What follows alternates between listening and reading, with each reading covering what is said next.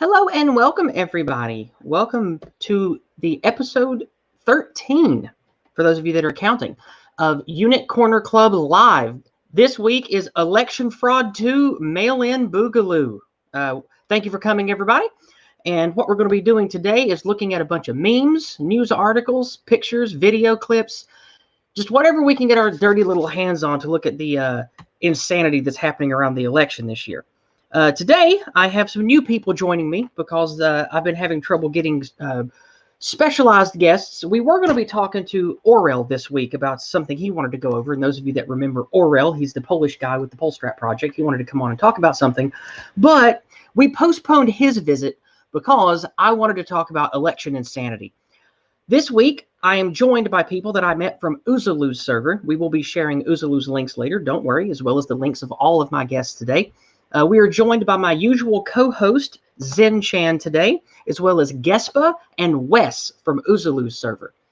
So go ahead and start unmuting yourselves, guys, and tell me how you're doing today. We're going to start off with our esteemed guest, Wes from Boogaloo's server. How are you doing today, my friend Wes? Oh, I'm doing just fine. How about yourself? Doing fine, thank you. Gespa, you with us? I am here, ma'am. I'm doing all right myself. Good to hear you too. Zen Chan, are you live? You hot? I'm right here. Hello. Sounds good to me. So, Wes and Gespa, you're new to the channel. So if you don't mind, take a moment and tell me about yourself and what you're up to, what you're all about. If you want to pimp anything about who you are, or where you come from, and why you're here today, go ahead and take this time to do that while I get everything set up.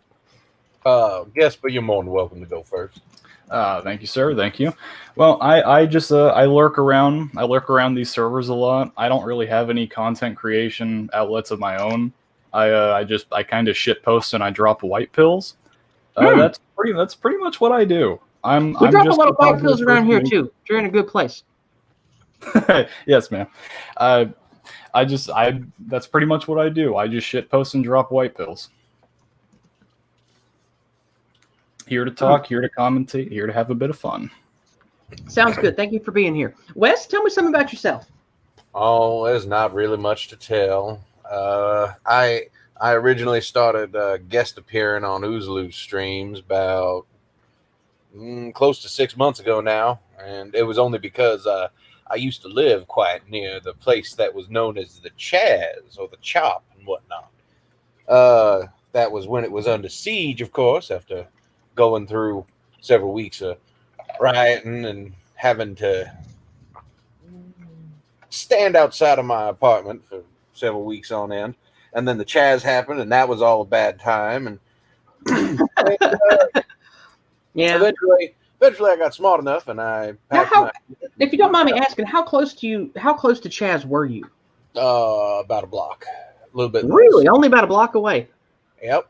It's a nice neighborhood when it wasn't being burned down and looted. But that was the resting state for about a couple months. I could see it pretty easily from my balcony. There were some pictures that I took a while ago when it was going on, and I shared it in the server. But I figured that wouldn't be best to share that publicly because I do have a real world job, middle management in a big old corporation. It's the whole reason why I moved to Seattle. I'm originally from Florida, and yeah, I know you're a good old Southern person like me. I like your accent. yeah. Well, I miss the South. It's a whole different kind of people. I could go on for hours and hours just how horrible and stuck up and selfish the people are up here for the most part. But well, we miss you too. You're welcome to come back whenever you can. But in the meantime, thank you, brother. We're waiting for you. Yeah. All righty. What we're going to be doing today, we're going to go ahead and have Zen Chan start putting the links out. As always, I like to hear back from you guys. And every 30 or 40 minutes, I stop and I check to see if anybody's sent any questions to the question widget over on Entropy. And I also read super chats every 30 or 40 minutes, just so we can stay engaged with the people listening. We will take paid chats first, of course. They always get priority. And you can leave unpaid questions and comments on the question widget over on Entropy. And I highly recommend using Entropy because it's just a delightful interface. And maybe one day we'll only be streaming there once YouTube finally gives us all the axe. Speaking of other places besides YouTube, I am broadcasting, like always, over on D Live. You can find us over there, broadcasting at least once a week. And as soon as I get enough free time and the ability, I'm going to start a second stream every week as well. And we're getting close to my 200 followers that I need to upload videos to D Live. So we'll be doing that as soon as I hit 200 followers over there as well. And last but not least, you can give us cash, or give me cash donations via Cash App and via PayPal. So Zen Chat will be sharing those links in the chat. Now, before we get started today, I would just like to say one thing. Nothing that I share and talk about today is going to be a smoking gun that absolutely beyond shadow of a doubt says that there's definitely voter fraud, that there is definitely voter manipulation, or that anything we speculate about is 100% true. The goal of today is just to bring up a lot of interesting things that make the entire election process seem like a weak, disorganized, horrible sham that would be very easy for corrupt people to exploit. So the goal of today is not to say Trump good, Biden bad. It's not to say Democrats good or bad or Republicans good or bad. The point of today is to show the failures of our corrupt, terrible system and to have a good laugh at it while we do so. So with that being said, we're going to get started here. Let me see if the old share screen is going to decide to be conducive to share. So we're going to start with, come on, where's it going to work? All right, you going to work this time? Yeah, it's going to work this time. Okay, we are going to start with, what, no, it didn't do. Start again. Start again. Okay. Like I told you, I'm trying to do, I have about 40 tabs open with videos already prepped and loaded, so things are a little chuggy over here. Oh, boy. Yeah. Okay, now this should be sharing my Twitter. Can everybody see my Twitter okay? Yeah. Oh, yeah. All right, good. Okie dokie dookie. Here we go. Now we're cooking with gas, as they say. All right, we're going to start over here on my Twitter, and we're going to look at some fun memes, because everybody likes memes.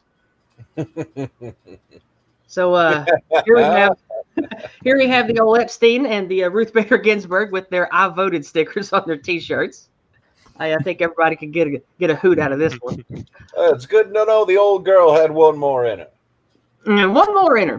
Hashtag just one more, like old Epstein, just one more. All right. And for everybody who's concerned, hold out for Jeb. Jeb can still pull it off. I can never escape it.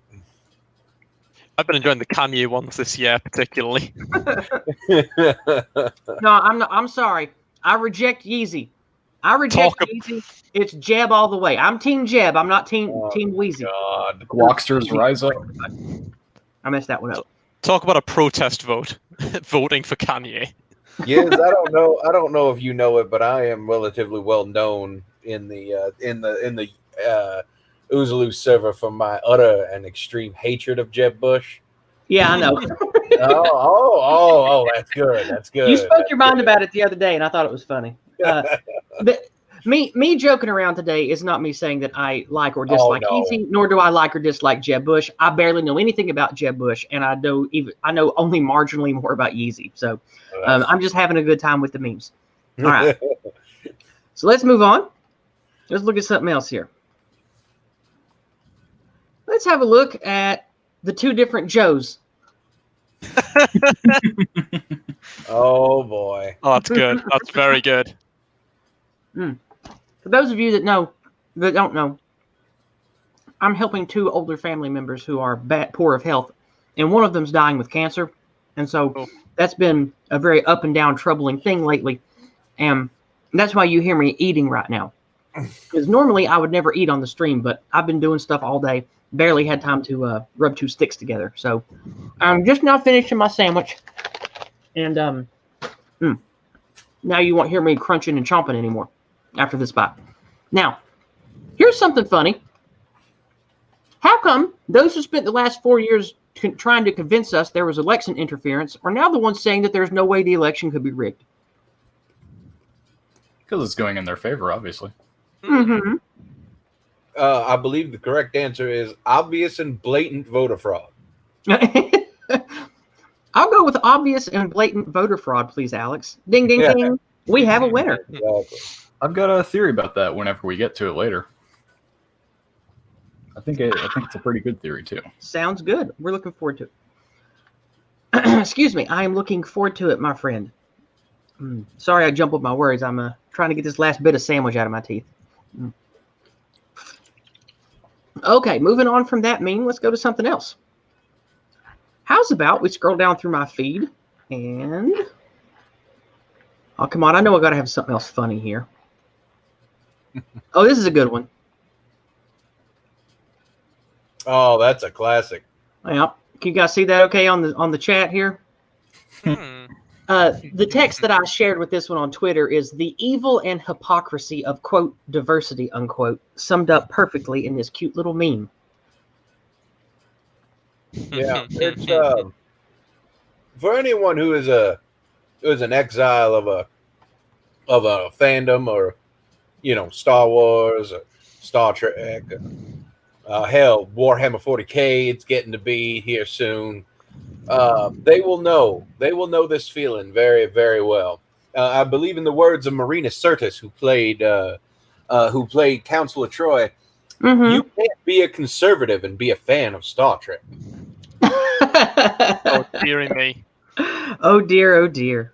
Oh yeah, and you should see the cancer that's in the Star Trek fandom nowadays. Oh, I can only imagine. Now, this is a great one.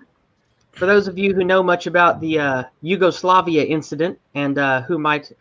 I imagine that most of my followers and viewers are at least passingly familiar with Weimar Germany. Yeah, I have a thing that I repeat every once in a while, which is, and then for no reason, the Weimar Republic fell. Yeah, and then for no reason at all. For absolutely no reason at all.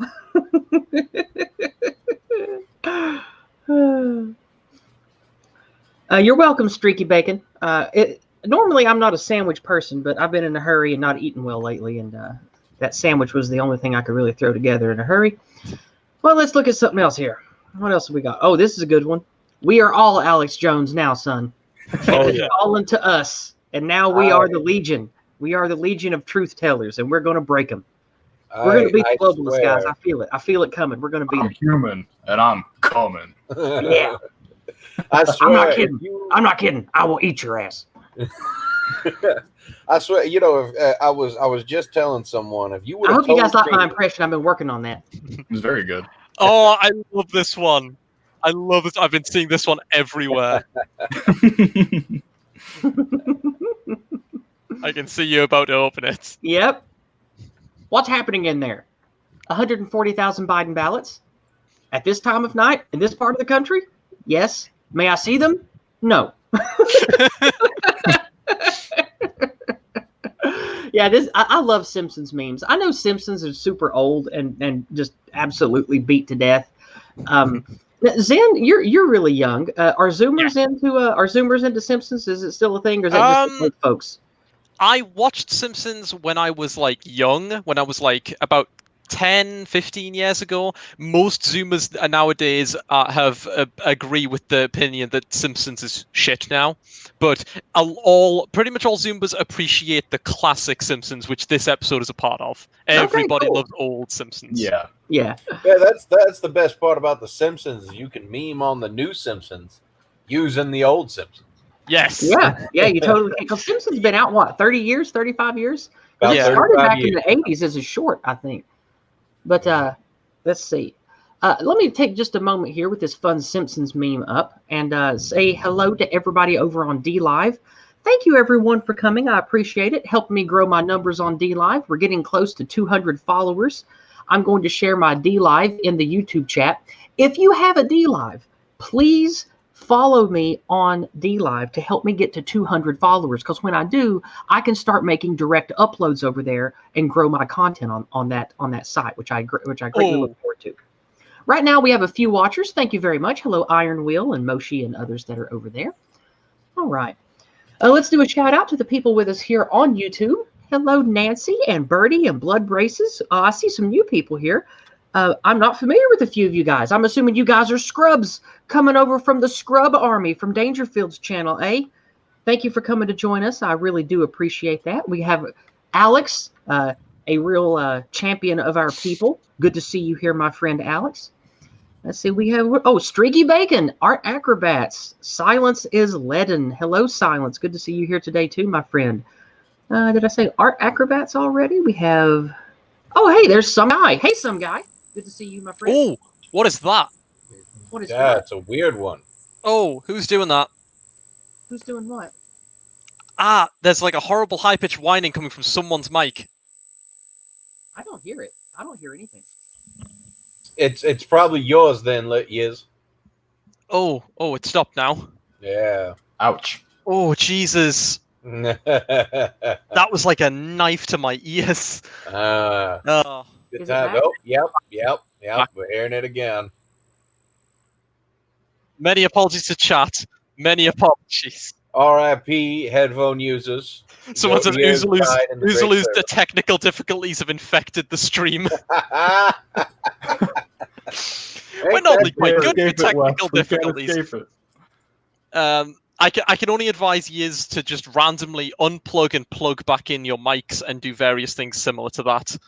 It may simply be like a loose cable or something.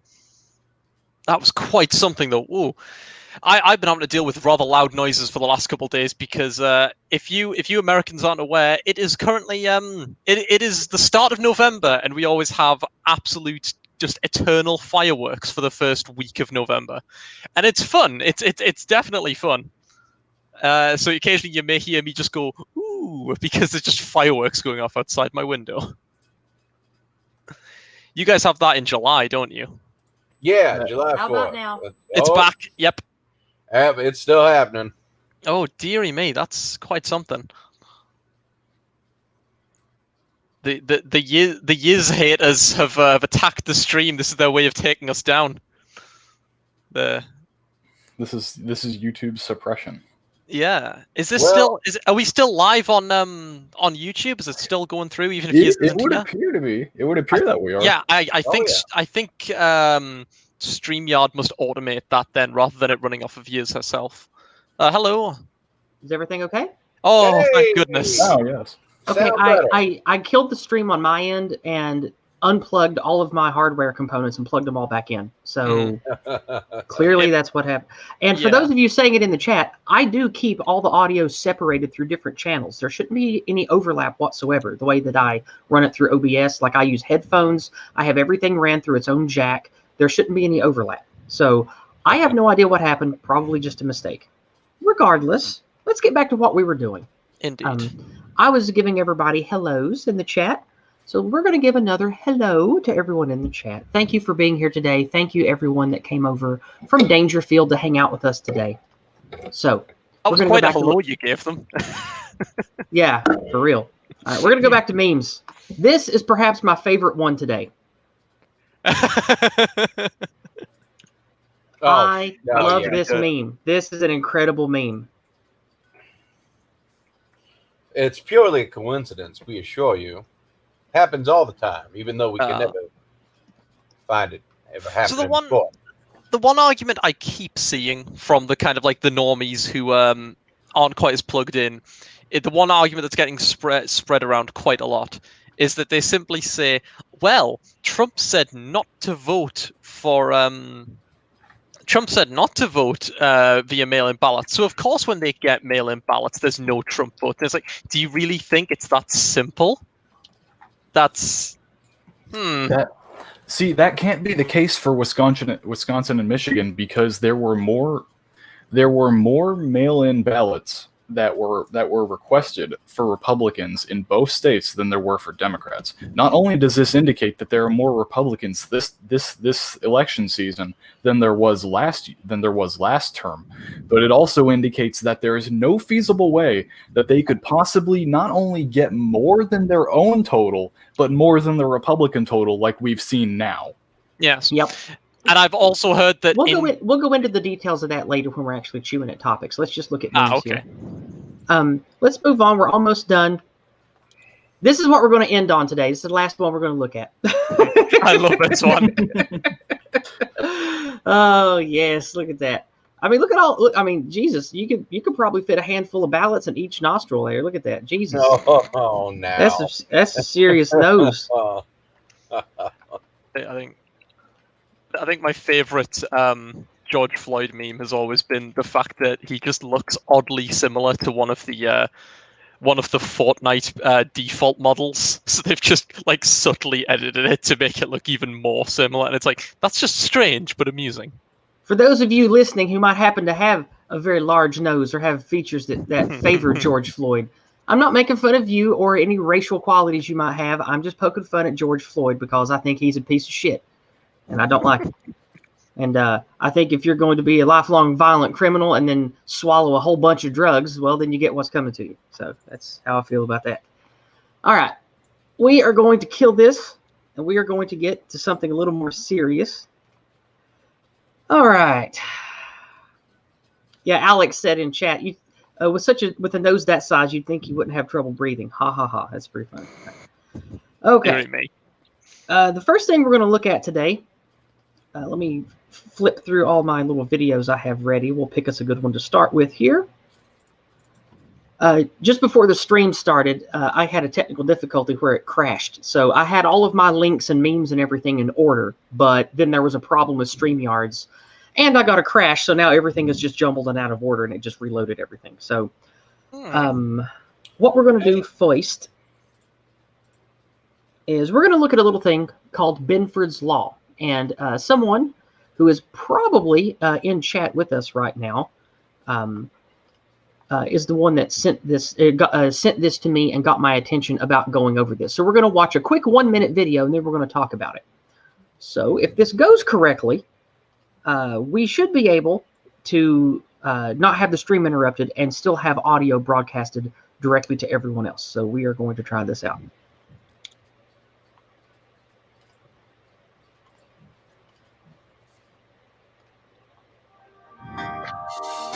How's the audio on this? Can you guys hear it? Working all right.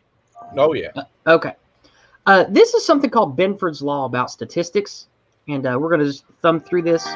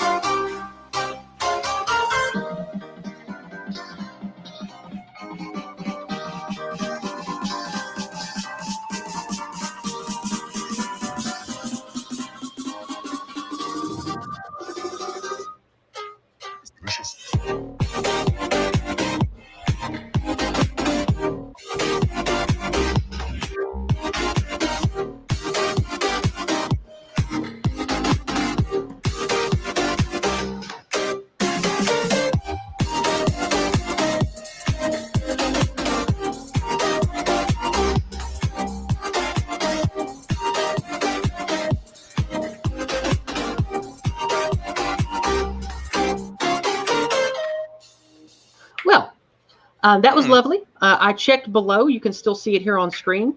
This person loaded all the links. You are more than welcome to go and look at them yourself. I looked at them before I decided to put this in the stream, and it all looks legit to me. It absolutely all looks legit. Everything about this person's sources checks out. And if you are going to go by that metric for looking for statistical anomalies that might suggest fraud, theft, embezzlement, that kind of thing, which is what they use this for, this would be an absolutely blatant statistical anomaly that you would investigate for fraudulent activity. So I just think that's interesting. And again, I'm not saying with anything that goes on here today that Trump good, Trump bad, Biden good, Biden bad. I'm not picking party politics here because, as we know here on my channel, I don't like the Republicans or the Democrats. I only use a vote as a tool to try to make things better for our people. So this is just all that we're doing here today is to show that this system clearly has problems, and it's very open to manipulation by cronies and corruption. So I just thought that was a very interesting video. So Gespa, Wes, have any input about this? Anything you want to say about this? Yeah. So Benfords Law is also I was familiar with it. Benfords Law is also a on top of a statistical law. It's a very good guideline socioeconomically speaking, and there's also a social psychological parallel to it called the Pareto distribution. The weaning down of statistics over time is a simple statistical truth that almost everything, when it comes to people interacting with outside stimuli, it weans down over time. The Pareto distribution, of course, is in terms of performance. But when it comes to Benford's law, yeah, you can. It is a very easy thing that almost every person who's involved in economics and socioeconomics is familiar with, because it's one of the first things that you go to in your head. Can you spell it for me, and I'll put a link to it in the chat. Benford, Benford, Benford's law. Just Benford. Okay. Yeah. Well, that's what they're talking about here. It's Benford's law. Oh, I thought you brought up something else. I thought you were talking about something else. The Pareto distribution. Yeah, that's it. That's it. Pareto. God. Hold on. PL. Because I'm having trouble finding what you're talking about. Hold on. I will find it. The Pareto distribution. I think it's PALITO. It's been about 10 years since I went to college for social psychology, so I don't exactly remember how to spell it. Hey, that's fine. Hey, I can barely remember what I did last week. As long as you sound smart and kind of know what you're talking about, you're smart to me. So he's actually referring to the Pareto distribution, PARETO. Yeah, Pareto. My mistake. And it's a socio-psychological similar thing where as a field over time whittles down, the top performing people in that field produce the most, meaning it's the smaller group of people do more, and the Benford's law is similar, that it starts out very the amounts of people who vote for you starts out very, very large, and then it gradually goes down. Yeah, it's the same. It's basically the same thing as like the old adage: the top 10% of people do 50% of the work. That's essentially what it is. All right, cool. Well, that was the first thing I wanted us to share and talk about. Let's move on to something else here. I'm going to go ahead and kill this one. And just so you know, Benford's law is pretty much flawless. Like if a statistic violates Benford's law, that is a big old red flag. That is a pretty big no-no, that there's something going on. Well, next I'm going to share some actual news here. Some actual news. California and California and Georgia are apparently going to do a vote recount. So I find that very, very interesting. And we're going to have a listen to one about Georgia right now.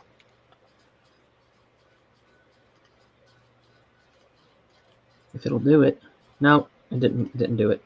This screen share thing doesn't work half the time when you try to make it do audio. It just crashes. So if you lose me completely, don't fret. I'll be right back. Okay, there it goes. It finally took. All right, let's get this going. As of 10 a.m., there were a little under 5,500 votes left to be counted in Gwinnett, Floyd, Cherokee, and Cobb County.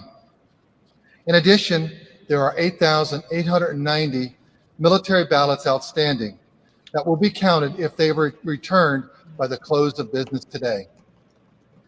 Right now, Georgia remains too close to call. Out of approximately 5 million votes cast, we'll have a margin of a few thousand. The focus for our office and for the county election officials for now remains on making sure that every legal vote is counted and recorded accurately. As we are closing in on a final count, we can begin to look toward our next steps. With a margin that small, there will be a recount in Georgia. Interest in our election obviously goes far beyond Georgia's borders. The final tally in Georgia at this point has huge implications for the entire country. The stakes are high and our emotions are high on all sides. We will not let those debates distract us from our work. We will get it right. And we'll defend the integrity of our elections. In some states, there are complaints about monitors not being allowed to watch the count. In Georgia, this process is and will remain open and transparent to monitors. If any member of the public raises legitimate concerns, we'll investigate those. We are committed to doing anything and everything to maintaining trust in our elections process for every Georgian, regardless of partisan preference. Thank you very much. Okay, so what do you guys think about that? If he's not BSing in any way there, I think that was an excellent announcement, and hopefully things go well there. To me, like, okay, maybe it's just because I have an inherent distrust and dislike of politicians, but to me, that man seemed like someone who was absolutely shitting his pants with fear that he was going to go to prison for the rest of his life, and he's doing everything he can to prevent that. He was definitely afraid of something. Yeah, so that's what I got out of that. What do you guys think, Gespa? What do you think? I mean, I don't know the political leanings of the politician in particular, so I can't say anything as to that. But based on how much Trump has shooken up the establishment over these past 4 years, I wouldn't be surprised if they were at all fearful. I mean, I know everyone here remembers election night and how people like the Young Turks and even CNN and Fox News were all looking very, very stressed at Trump's cascade as it came along. But more to the original point, I don't know about the politician, but it wouldn't surprise me if they were afraid. And I think whenever we hit the Supreme Court, I think Trump's going to win Georgia by a good margin. I think so too. Speaking of Trump winning by a large margin, what I would like to do is, let's see, I've got a link that I'd like to go through. I got so many links and now they're out of order. Okay, I found it. Speaking of that, we're going to go through one more thing and talk about it. Then we're going to check super chats and messages and everything. So Zen, go ahead and put the links that you share in the chat again. And after we talk about this next thing, we'll take a short super chat and message from the community break. Okay, let's see here.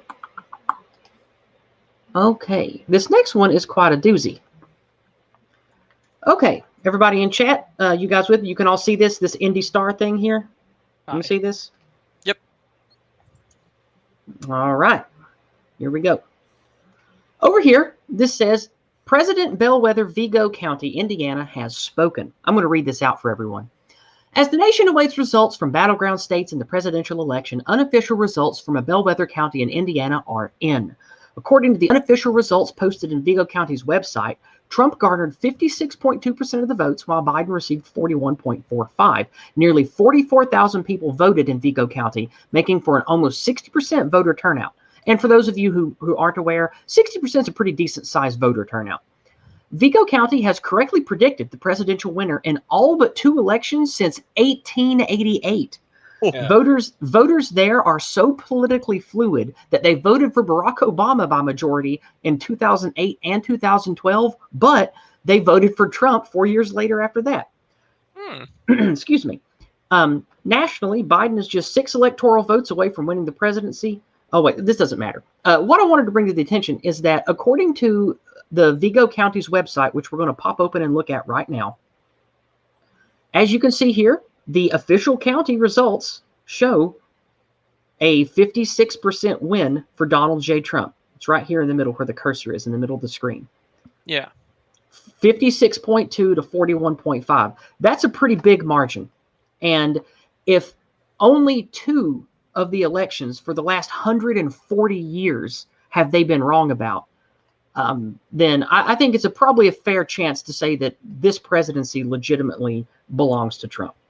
if we're going to go by statistics. And again, I like to remind everyone, this is not a smoking gun. This is just one little thing that I like to point out. We're just pointing at clues here, nothing else. Just pointing at clues. Yeah. All right. Did you guys? Oh wait, it's telling me that it didn't share that thing I popped open. Did it not share it? The Indie Star, I saw it. Well, what about the thing I clicked in the link that I went to? The actual stats. Oh, did it show that? Did something pop up for you? No, I didn't see anything. It was just the Indie Stars page. Okay, I'm gonna have to. Okay, we're gonna go back and we're gonna make it share it on its own. This piece of chat. I see what you did. This piece of chat. Here we go. Now, this is the official summary from Vigo County, Indiana. This is it. This is on their website. This PDF comes directly from vigocountyindiana.gov. This is an official document. And here in the middle of the screen, you can see 56.2% for Trump. And here, I'll make it bigger for people that are watching. 56.2% for Donald J. Trump. Mm-hmm. And so if it's 56.2 to 41.5, and this county has been a predictor of all but 2 presidential elections for 140 years, I think that this is some fairly good evidence that the general election is probably for Donald J. Trump. So there's that. Well, I mean, obviously we have to state that trends can be broken, but let's be real here. Biden is not a trend breaker. Really, not in that way. No, he's what I granddad establishment. He's pappy establishment. Yeah. I mean, did someone? I haven't seen the numbers myself, but I have seen people citing that in one county somewhere or in one state, Biden got more votes than Obama did during one of his elections. That was actually a few different counties. Was that multiple? Good Lord. Multiple. I think if anything's going to show you that something stinks, then I think that's a bit stinky there myself. Like I wanted to talk about earlier, you also need to keep in mind that those counties are also the same counties that have leagues above. They have turnout that are leagues above what they were in the previous few elections. Like some county in Wisconsin, I cannot remember the name for the life of me, but they have like an 80% turnout when for the past 6 or 7 elections they've only had at best 60. Yeah. What this indicates, at least to me anyways, and this plays into a little bit about my theory, is that the Democrats in reality underestimated the actual amount of turnout that Trump would have. I firmly believe if we are to only count legitimate votes in this election, we would actually see a red wave. We would actually, I wouldn't say a Trump landslide, but I will say I think we would see a very strong wave across the entire country for Trump. Maybe even in places like New York and California. I think it's no surprise that California is still halted on counting some of its ballots. But that said, what this indicates, as I said before, what this indicates is that it can only be that because the Republican turnout was so high and they underestimated it, because they typically rely on turnout for the Democrats, and they need that to still be the case if they want to avoid statistical anomalies while still maintaining the illusion of a blue wave. They need to jack up their own turnout ridiculously high, which is where we get numbers like 80, 90, and even over 100% turnout. We will be talking about that next, but for now, we're going to take a short break and we're going to check what the community has sent. So we're going to check Cash App first, see what's over here on Cash App. Let's see, let's refresh that. Okay, no new messages or donations on Cash App. Now we're going to pop open PayPal and make that website reload because it automatically logs you out every few minutes. Reload back in there, see if we have anything over on PayPal. And we almost always have stuff over on Entropy, so I'll save it for last because there's always stuff to read over on Entropy. Okay. I'll make sure to keep filling up the meme channel on Discord. Okay. All right. Now we're going to move over to Entropy, and oh yeah, we do have quite a few things over here. Not a piano key is in first. He says, for $20 US. Thank you, Not a Piano Key. Lovely donation. Thank you, my friend. He says, no question, just wanted to donate to a fellow traveler who's fighting the good fight. Hail to you, good lady. Well, thank you very much, my good man, and I assume you're a man. Thank you so much. Every little bit counts. I hope to one day have a nice, high-quality in-studio microphone, and I hope to get at least one, if not two, lapel mics for doing some field work. That's what I hope to do in the near future, especially if I can find people to go out with me, because I don't want to go to these dangerous cities and battle the anti-whites all alone. Always good to have a wingman. The next donation we have here is from Silence is Leaden. 3 British pounds. Thank you, Silence is Leaden. Silence asks us, how well do you think the language of white positivity can translate over to rural communities here in Britain or to the non-English speaking nations that make up the West? Now, this is an important question because for those of you who watch me, you probably know that I very much like the lexicon from the man named Jason Kuna, who goes by No White Guilt. He made a book called Go Free, where he uses language and lexicon tactics to talk about all of our myriad globalist and government enemies and boils it down to some simplistic terms. The terminology being anti-white, anti-whiteism, anti-white narrative, meme pathogens, meme curative, curative contagion, the language that's in that book, which I tell you what, we'll go ahead and share that in the chat now. Everyone, I highly recommend that you check out this book. This book, it's only $10 if you want the hard copy, and it's only a couple dollars if you want to get the Kindle version. It is a fantastic book, and it definitely helped me better formulate arguments and ideas of how to casually talk to people about our enemies. Now, what Silence is Leaden is asking here is, how can we take this language, which is developed specifically to work here in America, and use it to reach people in rural Britain, as well as non-English speaking places in the West? I assume that you mean because the word white itself is oftentimes not used the same way outside of America. The way that I do it is, the way I would recommend doing it is the way that I do it when I'm talking to people who are liberals or ex-leftists that still get really dodgy when you bring up race at all. I simply replace the word white with Western or European, because that is a much easier pill for a lot of, especially young people, to swallow when they have been white guilted into oblivion through our systems. And if you start talking about race openly, they might mentally turn themselves off to you or whatever. So as long as the core of the message is on point, it's okay to wiggle a little bit in the lexicon as long as you stay in the framework. So using the framework of lumping all of the enemies that want to harm and destroy Western civilization and Western kind, as long as you keep those all unified loosely together under whatever label you're putting on them, call it anti-Western, anti-European, I still have success talking to people with that language the same as I do when I say anti-white. So I hope that that's at least somewhat of an answer to your question. And when it comes to non-English speaking nations, I'm sorry, I don't feel qualified to answer that at all.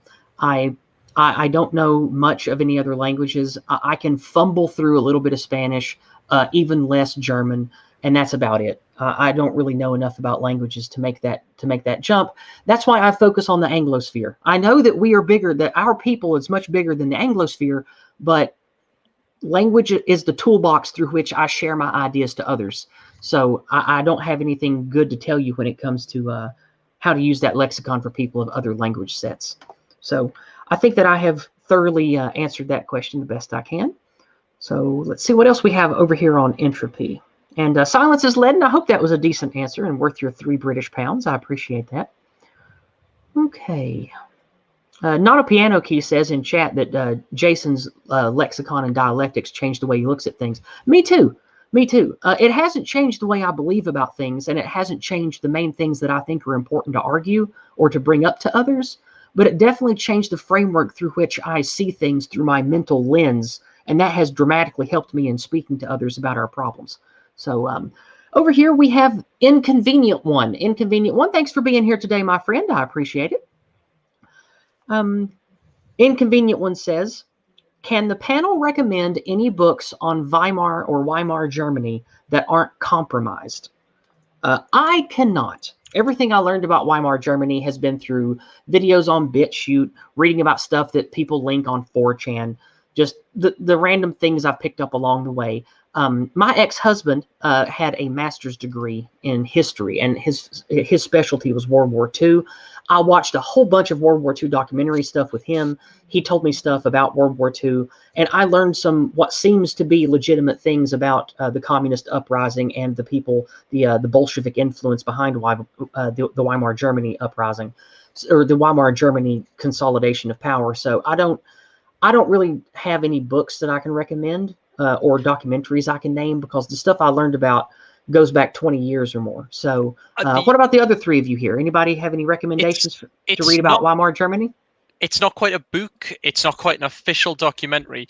But if you want a non-compromised thing, Sargon of Akkad did an, in my opinion, excellent video where he essentially talked about how German culture as a whole created the problems they had. I don't know if that's massively applicable, but I think that was a very good video where he dived quite deep into how the Germans see themselves and like how that caused things there. So I don't know if that might help, but that's all I could advise. I'm not much of a documentary person, so that's the closest I have.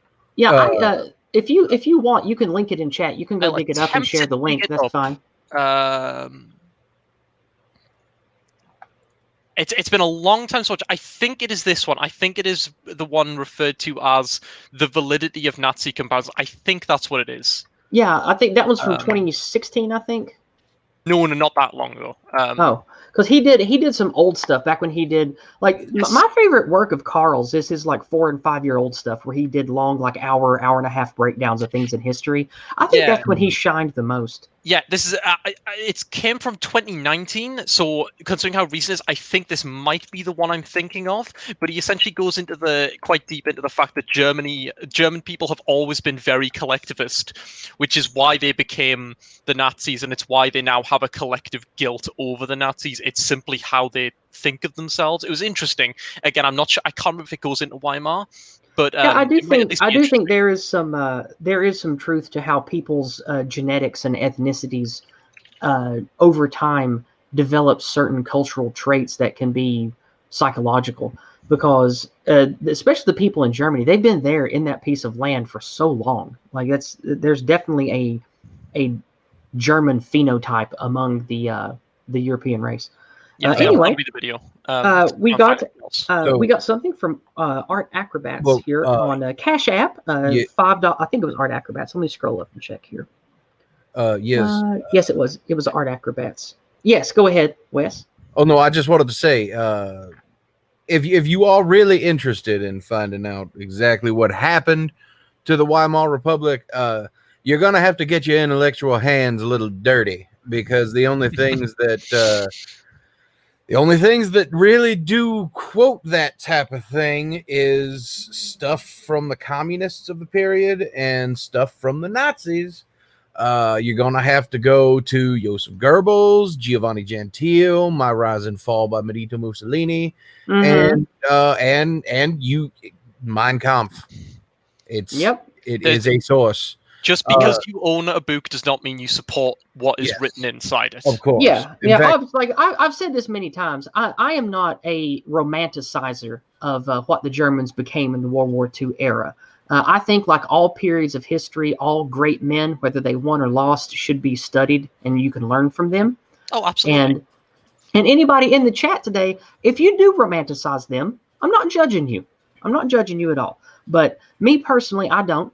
And I do think, however, we should not brush giant things of history under the rug just because the people that control all the money and start all the wars say that we shouldn't read about it. So thank you for the good recommendations there, Wes. And I would just say that other things to look up is I believe it was the 1928 International Communist Conference that was held in Moscow, I believe. Where they did legitimately start actively planning on subversive measures on not just Germany but also the United States. A very interesting thing to study. The pursuit of knowledge is its own justification. But yeah, look at go all the way back. Start like if you are really interested in this type of thing, study Lenin. study Marxist-Leninist tactics, and then look at Antifasciste Action and the Three Arrows and what their tactics were, and compare it with Marxist-Leninist tactics, and you'll see that they are, especially Leninist, they are practically the same. The Three Arrows and the Antifasciste Action, or it is in its modern version of Antifa, they are Marxist-Leninist in their summation, and they were created as a response to the rise of fascism in Germany during the Weimar Republic era. Okay, thank you very much for that.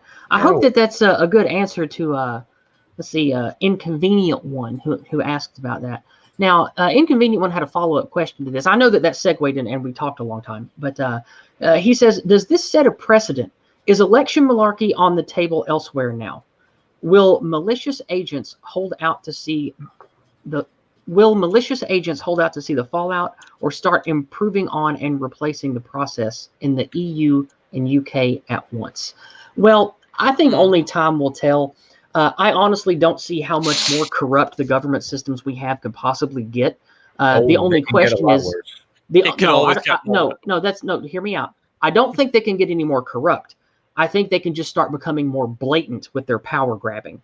I think they are already corrupt to the core, because especially in the EU, we saw with the video exposure in the last couple of years, where if they don't get the answer that they want or the result they want from votes, they just do it again until they do, over and over again, until they get what they want, until they get what Brussels wants. So, like I said, I think they're corrupt to the core already. Like that's without question. It's just the only question here is how soon until they start being naked with their power and authority and corruption. So I don't want to see politicians naked. Seeing their faces.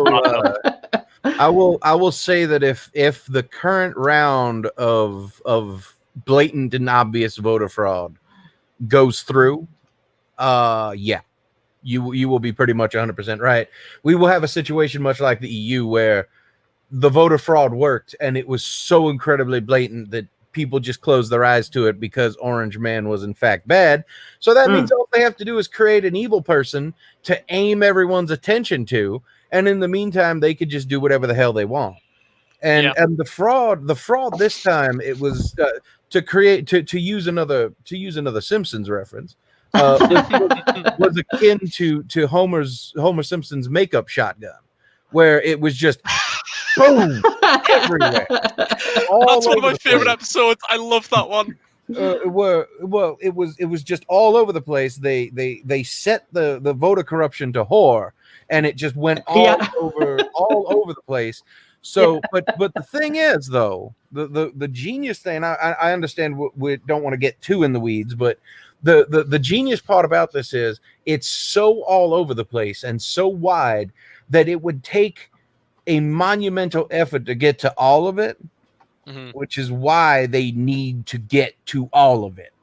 I'm going to play the devil's advocate here, and I'm going to say I don't actually think it was intentionally blatant. I don't think it was. I didn't mean blatant. I guess blatant is the wrong word.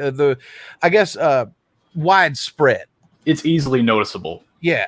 But it's so widespread that it's like, okay, you got all of these in these 3 states, but you missed these 7 states here, so we still got enough power and we can still take the presidency type of thing. Right, but like I said, I'm gonna take the devil's advocate position. I'm going to say that I don't even think it was intentionally this bad. I think they've actually trapped themselves and they're doubling down on it. Because I don't know. I know you follow Tim, Wes, but for those who don't, about 7 hours ago, Tim tweeted something, and think of him what you will, but he said, "Isn't it funny how these states could count millions of ballots, but then all of a sudden had to stop and spend 3 days counting thousands?" Yep. And I think, and if you believe in the rumors of the DHS watermarks, this was part of the proverbial sting. I don't know if you know about that, Yizz, but I'm in the process of verifying that myself, so I don't know. Very long story. Something that was dropped on InfoWars take it with a grain of salt. But Mhm. apparently a large majority of the mail-in ballots had DHS watermarks on it that only the DHS knew about. I was going to talk about that, but I couldn't find anything to validate it, and That's the thing. It's so really hard. It's really. I thought about talking about that today, but there's so many other things that are validated with video that are proper conjecture. That's what I've got lined up. So let's go ahead and welcome Kizza to the stream. Hello, Kizza. How are you, my friend? I'm doing well, thanks. You all good? Not bad. Your audio's a little weak. Are you on mobile? Yes, I am, sadly, because I'm coming in now before I go to work. How long are you going to be with us today? I'd say a good half an hour or so. All right. Well, then we're going to move on and go to something else here. We have a lot of little news articles to get through. Cassandra Fairbanks over at Gateway Pundit does some pretty decent work. So we're going to take a few moments of time to run through some stuff that she does over there. So let's go ahead and pop open some articles. And I'm just going to share the whole window here. We're going to do, I think it's this one. Here we go. Now, you guys should be able to see what I'm seeing now. So we're going to go through some of these articles here. Everybody see that okay? Yeah, I can see it. Yep. All right. Good deal. Okay. This one is Twitter bans account that shared video of man claiming to burn Trump ballots after it was shared by Eric Trump. Now, we're not going to watch the video. The video is short. It's only about 30 seconds long. It's a guy talking about having 80 or so Trump ballots, and then he burns them. Now, of course, this could have just been an attempt to get clicks or get views. Maybe this was meant to go viral on TikTok. The ballots that he has in hand putting into the bag, they look authentic. But, of course, there's no way to verify any of that. They could have just been stuff he made up. It does look legitimate. But the thing about this is, if we have people even willing to fake this because they know that in the zeitgeist of the Orange Man Bad syndrome that we have, the TDS, even if this is fake and for a stunt, it triggers people. It echoes through Twitter. It resonates in the media coverage. So even if this is fake and a stunt, it still speaks to the problem at large that there are people radicalized enough by media lies to actually steal and destroy ballots to try to remove the evil carrot from power. So I just thought this was interesting. You guys have any input on this one? Oh yeah, yeah. It's pretty wild. I mean, I've been saying since because I'm also much like, as you said, I'm a bit of a devil's advocate. Ever since the riots kicked off earlier in the year, I remember specifically saying, look, I can actually believe if evidence came out that loads of these like screwy left-wing things have actually been a ludicrous 40 chess of Trump faking all of this to make himself look better, because so much of this just makes him look better. Like, there's so many things come out, and it's just, you cannot believe that someone thought that this was a good idea. Like, who thought the riots were a good idea? The only person it makes look better is Trump and the right wing. Or, right wing, left wing. Anyway. Yeah. But it's like, you genuinely cannot believe someone thought this would work. Again, like, Biden getting more votes than Obama is just something I cannot wrap my head around. And you have to believe that it's voter fraud, because if America has this many people that have been swayed and brainwashed to vote for Biden and the Democrat establishment as a whole, that is just so blackpilling, like on its own, you know. Well, it depends. Yeah, I mean, like a lot of people that are white positive are angry at Trump, and not necessarily just people like Richard Spencer, who I don't trust as far as I can throw. But there's a lot of people that are white positive that are really angry at Trump because of his promises that he failed on. And if you believe the exit polls at all, the demographic that Trump really took a nosedive on is white men. So well, the thing is that, like, but those people, if they were pissed at Trump, they wouldn't then turn around and vote Biden, though. If anything, they'd yes, they would. You don't know what a spike vote is? Spike voting is very common. Yeah, see, I am a massive. I'll just finish. No, go for it. I would just like to interject something that everyone seems to be ignoring is the drastic population increase between 2008 and 2020. It's gone up by 26 million. Yep. Which is a huge amount. And also, last I checked, the United States still has negative birth rates. Yep. So it's mass migration, baby. Exactly. So effectively, net gains, you've basically had, give or take, basically around 3 million people per year within that same, well, about 2.5 million people, sorry, per year net emigrating to your country. And also, let's not ignore the fact that the population's gotten older. You think got certain youngsters who are now able to vote will happily vote Democrat, because that's the way it goes. I don't know about that. This was my first election, and I voted Trump. Yes, I know, but you're the exception. I'm talking about the trend. All right. Well, as lovely as all this is, we got a lot of ground to cover. We're going to have to move on. Let's move on to the next thing here. All right. The next one here I wanted to look at is there is video of suitcases and coolers being rolled into Detroit voting center at 4 a.m. brought into secure voting area. And I thought we could give a watch and a listen to this here. I'm sure it was nothing but refreshing drinks. In a suitcase.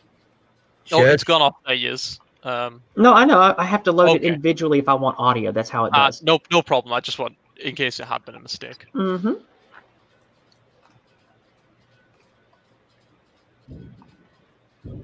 I'm not getting any audio, but I don't think we need it, in fairness, for this kind of video. There's audio, they're just not talking. Like one of those lock boxes. Oh, there we go, yeah. That appears to be cardboard boxes in the wagon.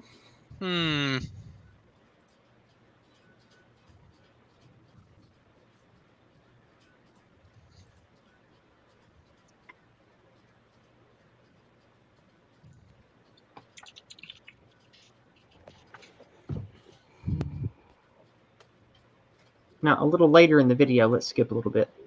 Yeah, you can see that there are cardboard boxes that look like ballot boxes, one or two of them stacked on top of each other, being taken in to where they are doing vote tallying on that bizarre little pull wagon thing. Yeah. Don't know why they have that, but whatever. Because they're weak. I thought the polling places were closed.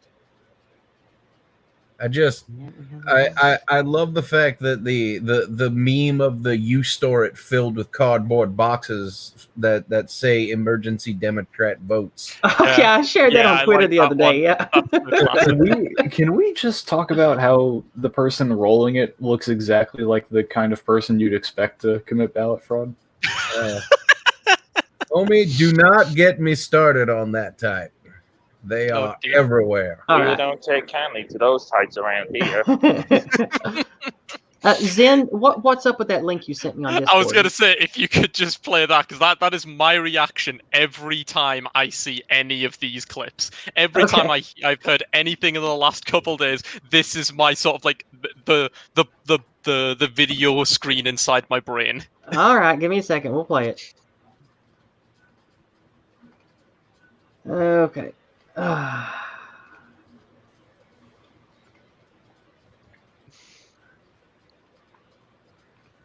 only doing this because I like you. I had to load it up from scratch into the browser that I have to use to play things. All right.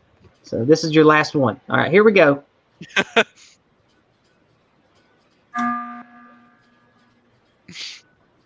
All right, I don't get it because I don't play that game, but whatever.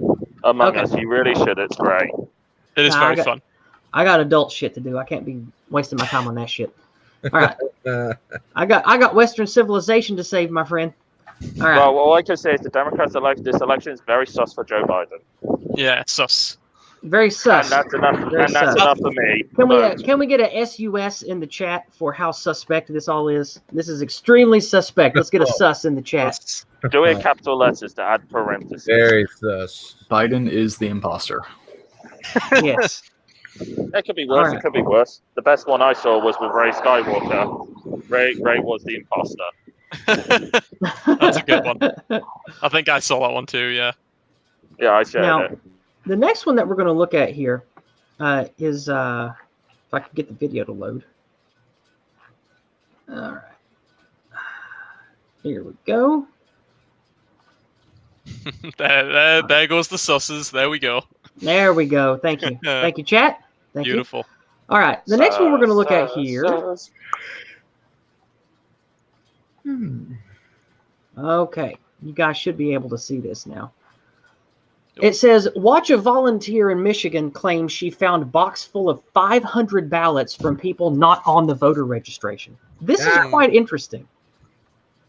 This is quite interesting indeed. So what we're going to do is we're going to pop this open. Can you guys see the video? Yep. Mm-hmm. All right. Hopefully you can hear it. Here we go. So I have the Baxter, Mr. Baxter, whatever, had to go to the head guy because I want to see every one of those ballots, copy them down, copy on the precinct because they don't show up on any list. So I just grabbed one box. It's 500 names of people that are not on a register. They're not on the supplement list. Were you in there? She was in there this morning. She said it's a No, I've shit been show. in there all day. I just left. And so why won't they let anybody into view? Their capacity. They said there's capacity. In the morning, you could just walk right in. Got to worry about that COVID. Capacity. We all have No, put our masks on. I think it's they don't. The poll workers They don't, don't wanna like us see- there, and they're very rude. But you you're know. allowed legally to go. It doesn't say there's Yeah, capacity. that's why we have the Supreme Court order. Yeah, And well, not to let us good in the luck. building? Not to It's let you so- in the building. It's Because bizarre. this building is not So a they're letting, capacity. and you know, Maybe there's the those room of us is. that leave. Like, a few people, and so I have. Okay, that's that. So basically the what she's next- saying here, I know that the audio is really quiet. I know some of you might have trouble hearing that. But what she's saying is she was volunteering there to do the voting stuff, right? Mhm. And she started noticing that several of the people that she had to enter in to enter the ballots for, their names weren't on the registered list. Mhm. And she was told to just sit them aside, not to discard them. And so she went through the entire box of 500 that she had that she was pulling them out of, and none of the people in that box of 500 were on the registered list. And then she was asked to leave. Speaking So, of sketchy stuff, I find have that very sus. Michigan. Do you find that very sus? I find that very sus. Oh, I that find is it super. This is incredibly super sus. sane levels of sus. I have an update from Michigan as of an hour ago. Okay, what is it? Let's hear it. A county clerk in Michigan caught a glitch in tabulation software. So they hand counted the votes and found that the glitch caused 6,000 votes to go to Biden and other Democrats that were meant to go to Trump and Republicans. 47 Glitch. other counties used this Taps software. nose. A glitch, huh? Taps nose. Taps Oh, nose. that's one almighty. Wow, geez.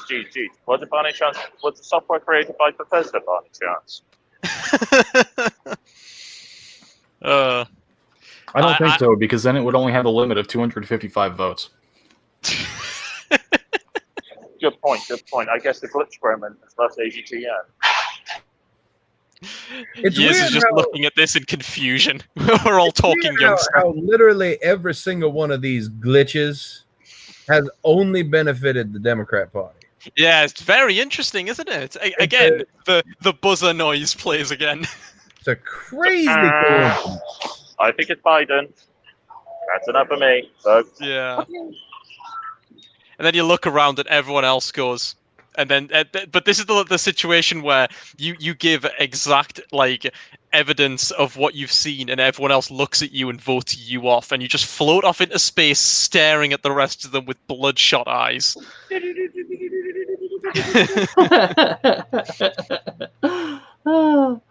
We should definitely do that. Conway- for the stream. Oh. Conway just messaged me on Discord and said that so Michigan accidentally created 6,000 votes. Well, guess what? That's the margin by which Biden is winning. They didn't just create 6,000; they transferred. So technically, they gave him Oh, a so- 12,000 So then it's advantage. a 12,000 vote separation. Yeah. Okay, interesting. I suspect Oy this, vey. I suspect Oy that's vey. happening far So more, what is- far more so what frequently you're than saying I think. So what you're saying is that they transferred their colors. Pretty much. You sure 6,000? That's a very big number. All right, we got more to get through here, so we're gonna keep on the ball. Oozaloo's all right? dropped in, by the way. He's in the chat. Oh, good. It's the old Oozaloos. Hello, The wizard boy. Boy. Where is he at? Which chat? He- Oh, he's in the old YouTubes there. Hi. Oozaloo. Everybody give Oozaloo some love here. I've been hanging out with him and his crew all week. He's got a really fun poppin' Discord, and I've spent about, at least 10 or 12 hours on stream with him this week, having a ball, having a good old time. Uzalu, if you want to hop on here and talk to us, mate, you're more than welcome to. I'll send you the StreamYards link if you want to hop on. No pressure if you don't want to, but you're more than welcome to hop on here and be with us if you want. So I'll give you the old link. Boop-a-doop, boop-a-doop. You will join us. All right, it is in the pipe. All right, it is in the pipe, Uzalu. You're welcome to jump on whenever you want. The tech wizard. The tech wizard. Technomancer. Hell yeah. No, Uzalu's cool. Uzalu's cool. I like him a lot. I've not really seen much of his content. There's so many political content creators. I can only keep up with so many. Oh, you really should. If you like me and Wes, that's where we're from. Yeah, that's where I met these two guys, and he has just really fun community over there. I've been aware of his Wizards in Space since last year, and I know Discordia from other chats because she moderates some places I've been in, and I've known Uzalu for a while, but I don't really listen to people's gaming streams. I don't have that kind of time. But speaking of not having that kind of time, however, we need to get on to the next thing because we still have a lot of ground to cover. So let's get moving. All right. And Alabastard in the chat there says that she discovered his stream because of Yizz. So that's good. Oh. So a little bit of cross-pollination going on here. There we go. All right. Before we take our next break, let's do at least one more. And we lost Kizza. There he goes. Kizza might not be coming back because he was just on his way to work, so he might have dropped out for us. But anyway, we got a lot of ground to cover. That might have been my fault. I sent him a meme on Discord, so since he's using it on his phone, he may have had to completely switch over to that. I'm not sure if he'll be back, but he might be. All right. So we're going to cover a couple of news links. Sorry about that. That's all right. Welcome back. Yeah, sorry about that. I was just checking out what Zen posted to me. Yes, I did see that, and I did like it. Although, in his defense, Count Dooku would have made a better candidate. All right, hush. We got shit to get through. Hush. All right, moving on. Next one. Decision Desk announces Joe Biden has been elected the 46th president of the United States. Oh, that's not how that works. Right. Decision Desk HQ announced just before 9 a.m. that Joe Biden has been elected the 46th president of America. The announcement came after they called Pennsylvania for Biden, putting their electoral vote for the creepy candidate at 273. Biden took a lead. Okay. The reason I wanted to bring this to your attention is we are now starting to see, as Tim Pool often says, the beginning of the nightmare scenario, where you have official pieces of our system and our media picking the president they want and legitimizing it outside of the way the system is supposed to work. So I thought this is very, very interesting. And who are Decision Desk then?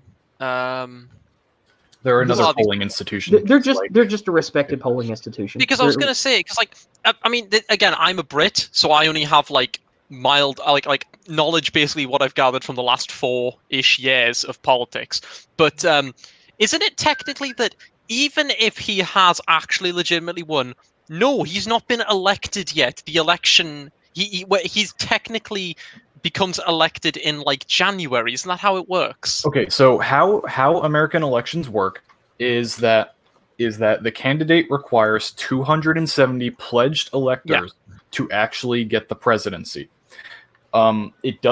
The transition doesn't begin until the opponent concedes, which is formal tradition. If basically you have an absolute lead in every state and there's no contesting or anything like that. Okay.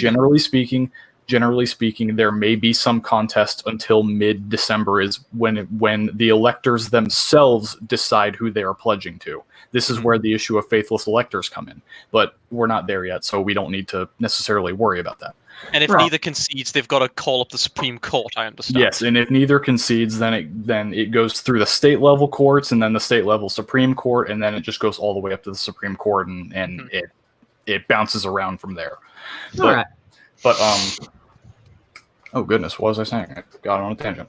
Moshi brought up something interesting about the glitch we talked about earlier. Isn't it interesting how all of these glitches, everything from the voting to social media, always seems to only go one way? Oh yeah, very interesting, very very interesting phenomenon, huh? All right, we got to move on. We got a lot of ground to cover, so we're going to keep moving. Next article. You guys see this? Yes. Okay, good. This is a doozy. This one. This is a real doozy, and I think that the video is on here. Yeah, the video is on here. So what we're going to do is I'm going to have to share it specifically, because to get audio, you have to share it per tab and not just browser, which is really weird. I don't know why this does it that way, but whatever. It's odd. But anyway, here we go. You should be able to see this tab. Workers now covering the windows at Detroit's absentee ballot counting center. Nothing suspect about that, huh? Mm. All right, here we go. I want you to see it. Here comes the video.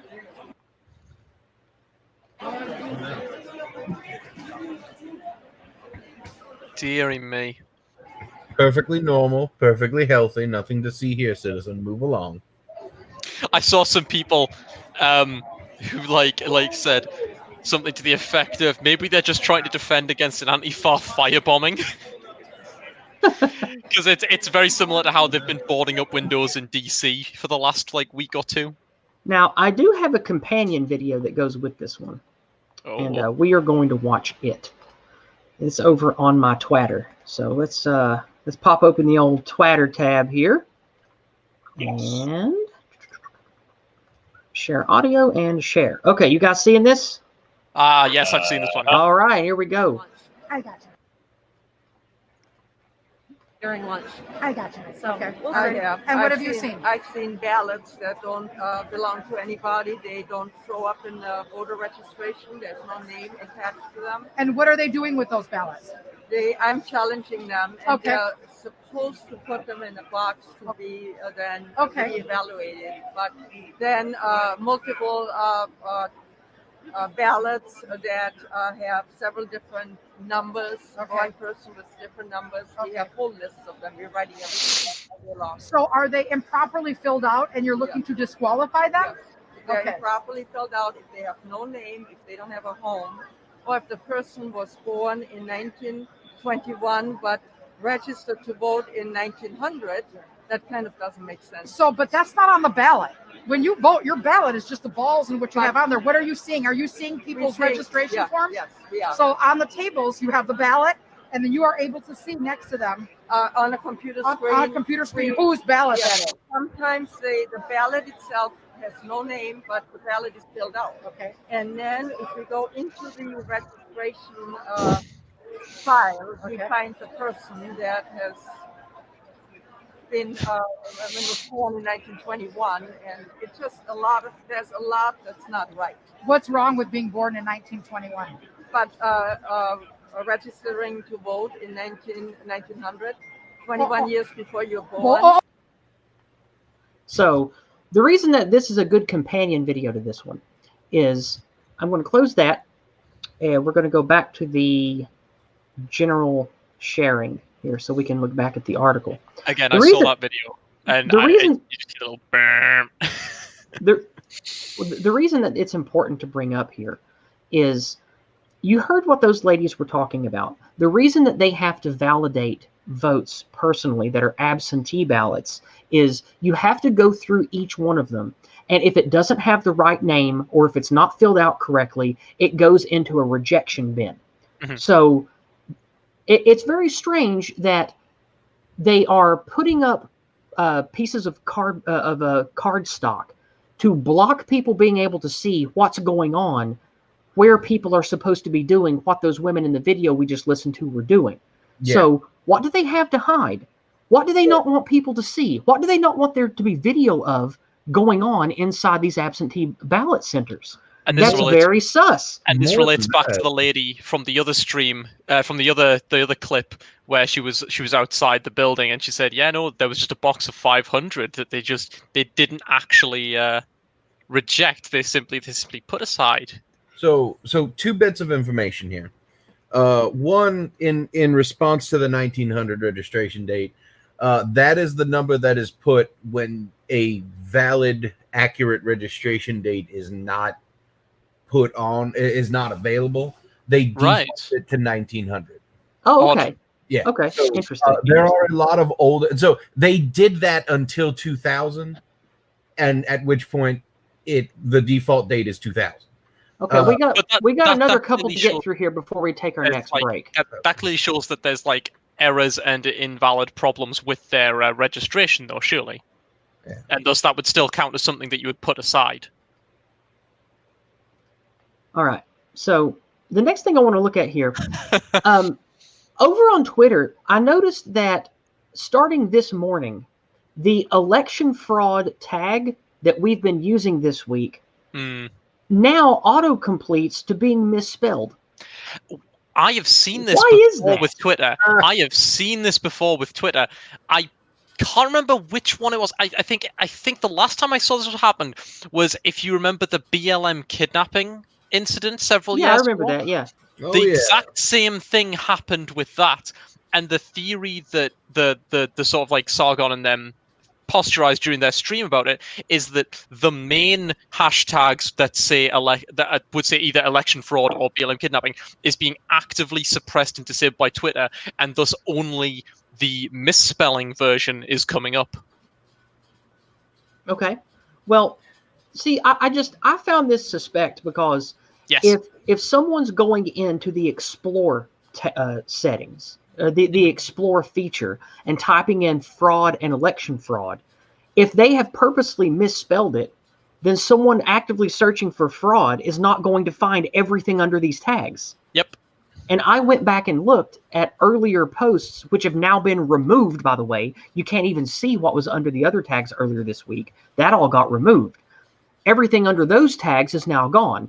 And when you type in fraud in the Explorer, it doesn't bring up election fraud. You have to actually type in election, FRUAD, to get to the damn tag. So to me, that just seems like obvious, let's call it, well, let's be fair and call it a very Bolshevik tactic. It's a very sneaky term, a sneaky tactic there. Yes. Well, very either way, it indicates fraud on the part of Twitter. But I think it would be more reasonable to assume that it's perhaps the users that are doing that instead, because it's the only way they can actually get the content in that tag circulated. Again, the people, as I say, it clearly must be Twitter, because the main election fraud tag would at least be there. If it's not if they remove it.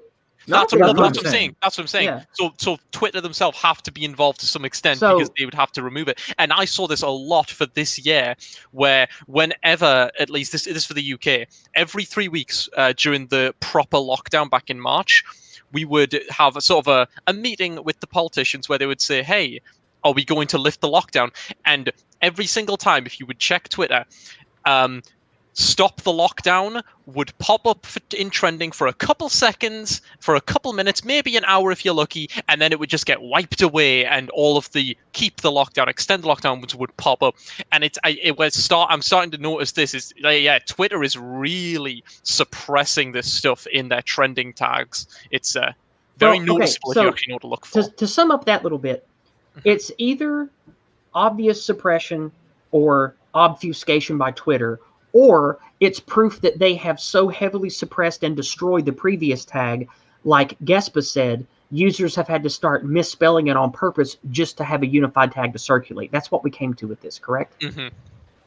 All right. So let's move on to something else. Then we'll take a short. Then we will take a short break to check messages. And Zen-chan, go ahead and put those links that we share in the chat again, and I'll get the next thing we're going to look at set up over here. Why did I get that?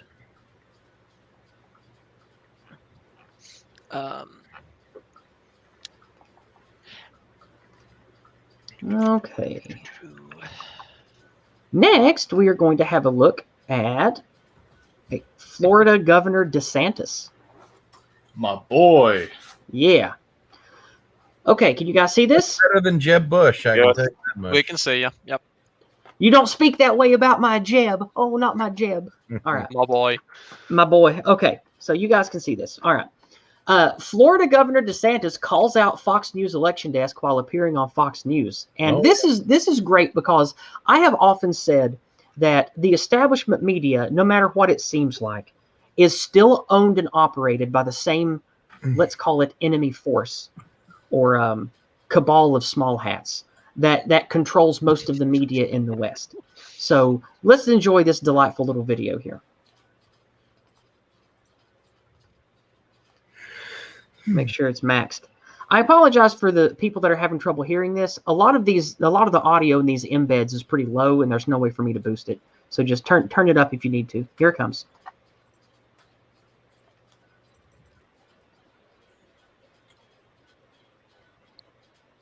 The audio's not coming through at all for us. Sorry about that. It happens. It should. I have it set up correctly. Let's try it again. This is the first time we're doing like video sharing during these streams, though, so there's always going to be a few hiccups. I blame the small hats. All right, let's see. I should blame. Here we go. Now remember, like I said, this embed is quiet. You will have to turn up your volume to hear this properly. So everybody hush for about 30 seconds. We also saw just the way it was covered on election night. Laura, they would not call Florida, even though it was so blindingly obvious he wanted big. But then Fox called Arizona very early. Now the president is closing in. There's over 300,000 ballots outstanding. He's down only 46,000, and yet that is called for Biden. Meanwhile, in North Carolina, the president's up 76,000 votes, and there's at most 150,000 votes outstanding, and probably not even close to that much. And yet that's not called for the president. So there's been a double standard, and there's been more of a rush to call states for Biden and to create a narrative that Biden is the rightful winner. See? Hopefully everybody in chat could hear that pretty well. Yeah. Did you guys on the panel, were you able to hear that okay? Basically that Fox called Arizona very, very early, despite the fact that there was a proper fight happening. Yes. They called it supposedly based on the early ballots that they got, which were supposedly overwhelmingly for Biden. You see a lot of that on the during the first couple hours. A lot of states will just get called despite there not even being any votes in. And I remember on the night getting quite annoyed many times during a stream I was on, because they'd called, I think it was Pennsylvania, like literally before they had any votes, and then for a good amount of the night, Trump was actually ahead in that state. Yeah. Now he eventually lost it, I believe, because the cities came in. Although I've heard that there's been some chicanery there that may be being contested. I don't know. It's hard to keep up with everything because there's 50 bloody states. Yeah, and the thing that is very important to take away from this is the media traditionally in America are the ones who tell the people who wins elections.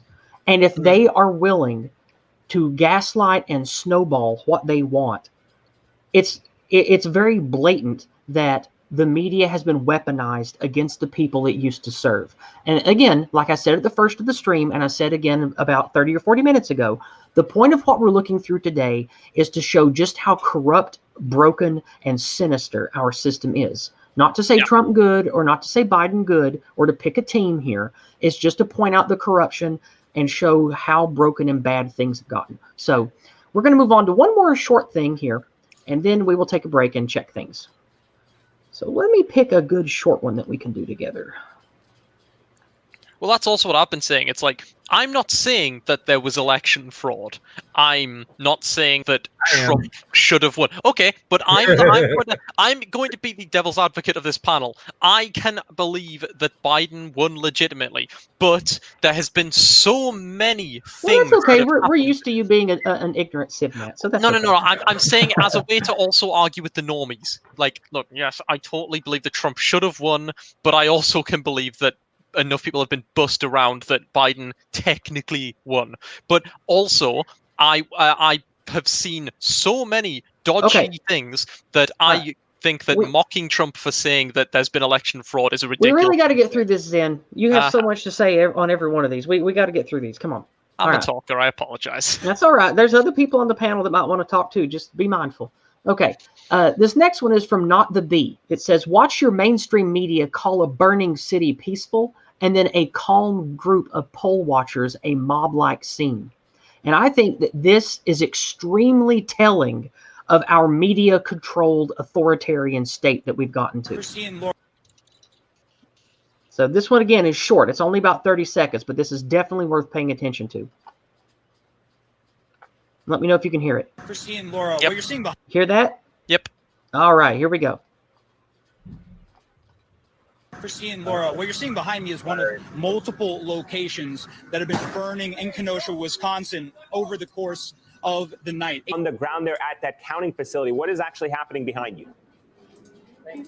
Yeah, amen. Behind me is Detroit's TCF Center. This is where poll watchers are racing to try and count all the votes outstanding here in Wayne County. But what we see here is essentially an increasing mob-like scene of self-proclaimed poll watchers who say that they want to get access to the bill.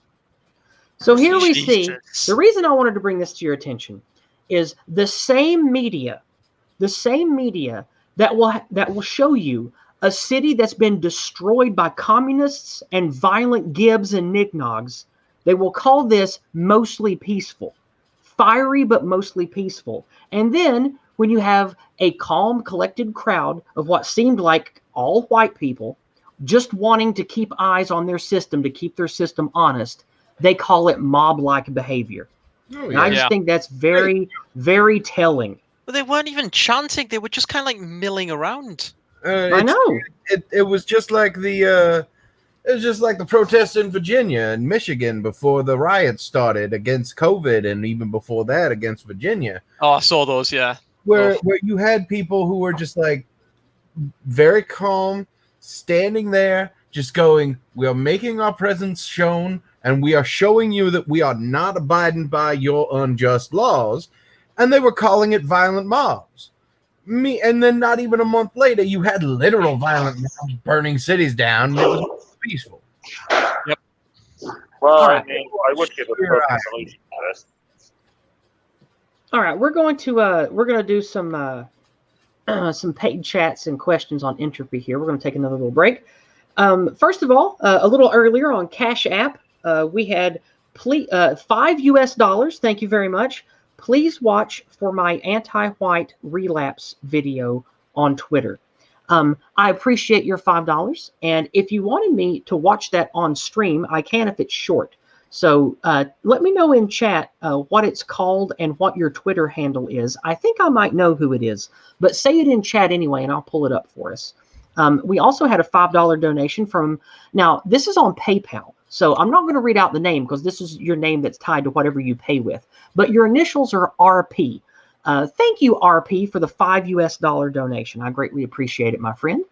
Now we're going to pop over to entropy. And we got a bunch of stuff going on over here on entropy today. All right.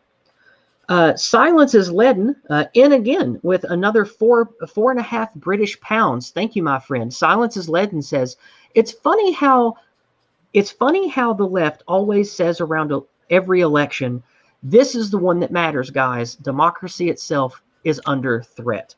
Almost like every single thing they do is projection. And I couldn't agree more. All year long, probably even longer than this year now, I've been doing this for 2 or 3 years. It seems like what I used to call the left, the Democratic establishment, anything that we can loosely call the left, intersectional feminism, the LGBT, the transgender lobby, they point the finger and they accuse of what they themselves are guilty of. And it's been going on probably since a lot longer than I've been paying attention to it. So anybody have anything to add to that quickly before we move on? Yes, we have that a lot in the UK. Since Silence is leaden is donating Great British pounds, I have to assume he's from the UK. But yeah, you'll probably remember that we get that in the UK all the time with the NHS. Every single election cycle, we have Labour trotting out, oh no, the NHS is at stake. You have to vote now to save the NHS every single time. Yeah, Sonny Jim mentions that there. Sonny Jim also recognises that happens. Sorry. No, just remember Yuri's 4 steps. Demoralization, destabilization, crisis, and normalization. This is just we're constantly riding those 3 steps in a cycle before the attempted normalization of the new normal. Just a bit of perspective on the matter. I like I said at the beginning of the stream, I am the white pillar. I'm the bloomer kind of guy, but I do firmly believe that in general humans are good and humans have a desire to be good. I wouldn't go so far as to say there's objective morality, but I do think there are certain moral objectives that every society adheres to. And I think in some case, or actually in most cases, truth is one of those. I do think the projection is very telling, and I think the reason for that is because deep down, every single one of these people are guilty because they know what they're doing is wholly and truly evil, and so they have to put it onto everybody else. Well, I would agree with you on that concept in a slightly different way, which is that I also agree that most people are genuinely good and want to help. Okay, this is drifting into philosophy. We got to keep moving. I'm sorry. We got to keep moving. If I could All just right. quickly get this. No, It's not that long. It's not that long. I talk over everyone. All right, we got to keep moving. Just hush. All right, we have a lot to cover today, and we have a lot of input. We got to keep moving. This is going to take 5 hours if we don't keep on the move. I'm sorry. Inconvenient one in again with does this set of? Oh wait, we already read that. I thought okay. Here we go. Violus or Violise or Teolise. I'm not sure how to say that. It looks like the words the and police put together without the P. So I'm sorry if I'm mispronouncing your name. Violus or Violise says, this pandemic has given our government a reason to change the election rules for our election in March too. Now, instead of in person, it's all by mail extended over 3 days. The globalists are lashing out, and he lets us know that this is from the Netherlands. So I think that I absolutely agree. I've been saying this for many months.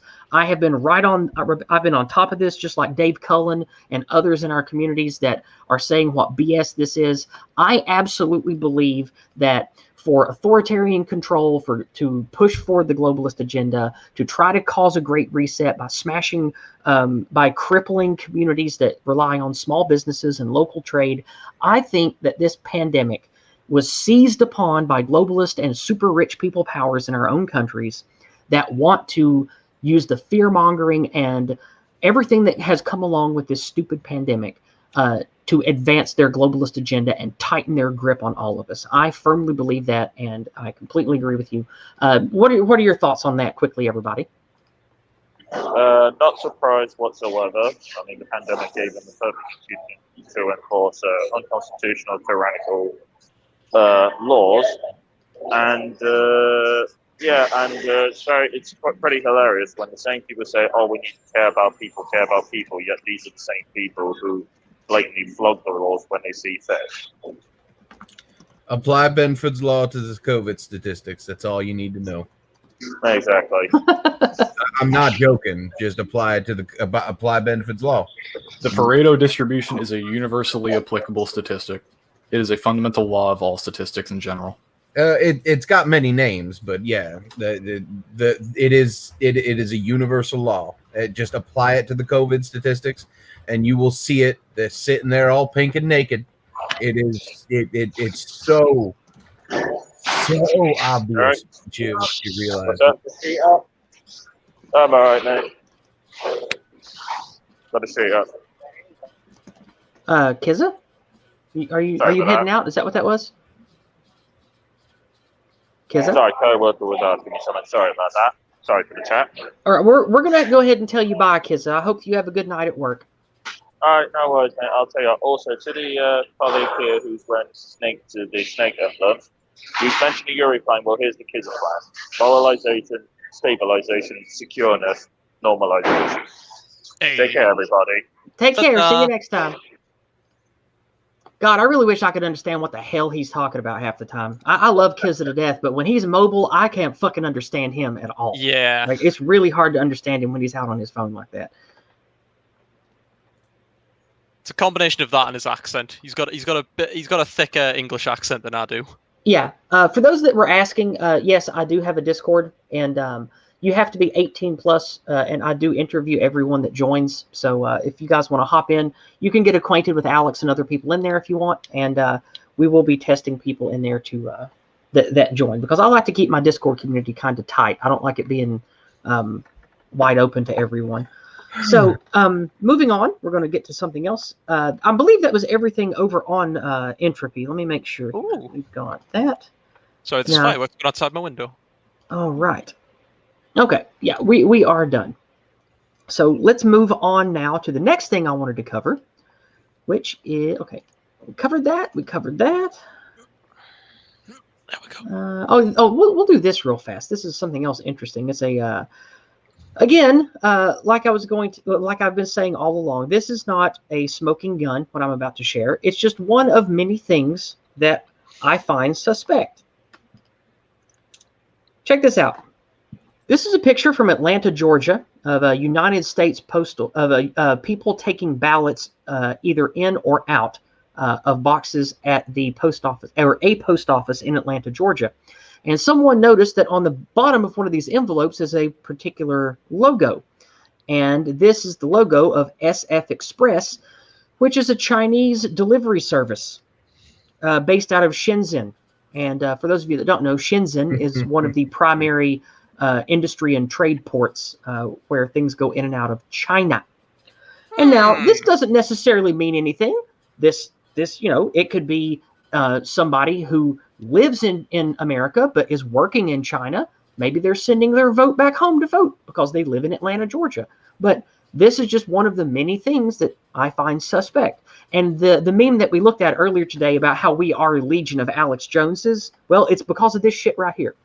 We have millions of eyes and ears crawling all through the internet looking for anything that stands out and might expose corruption. So I just thought this was very interesting.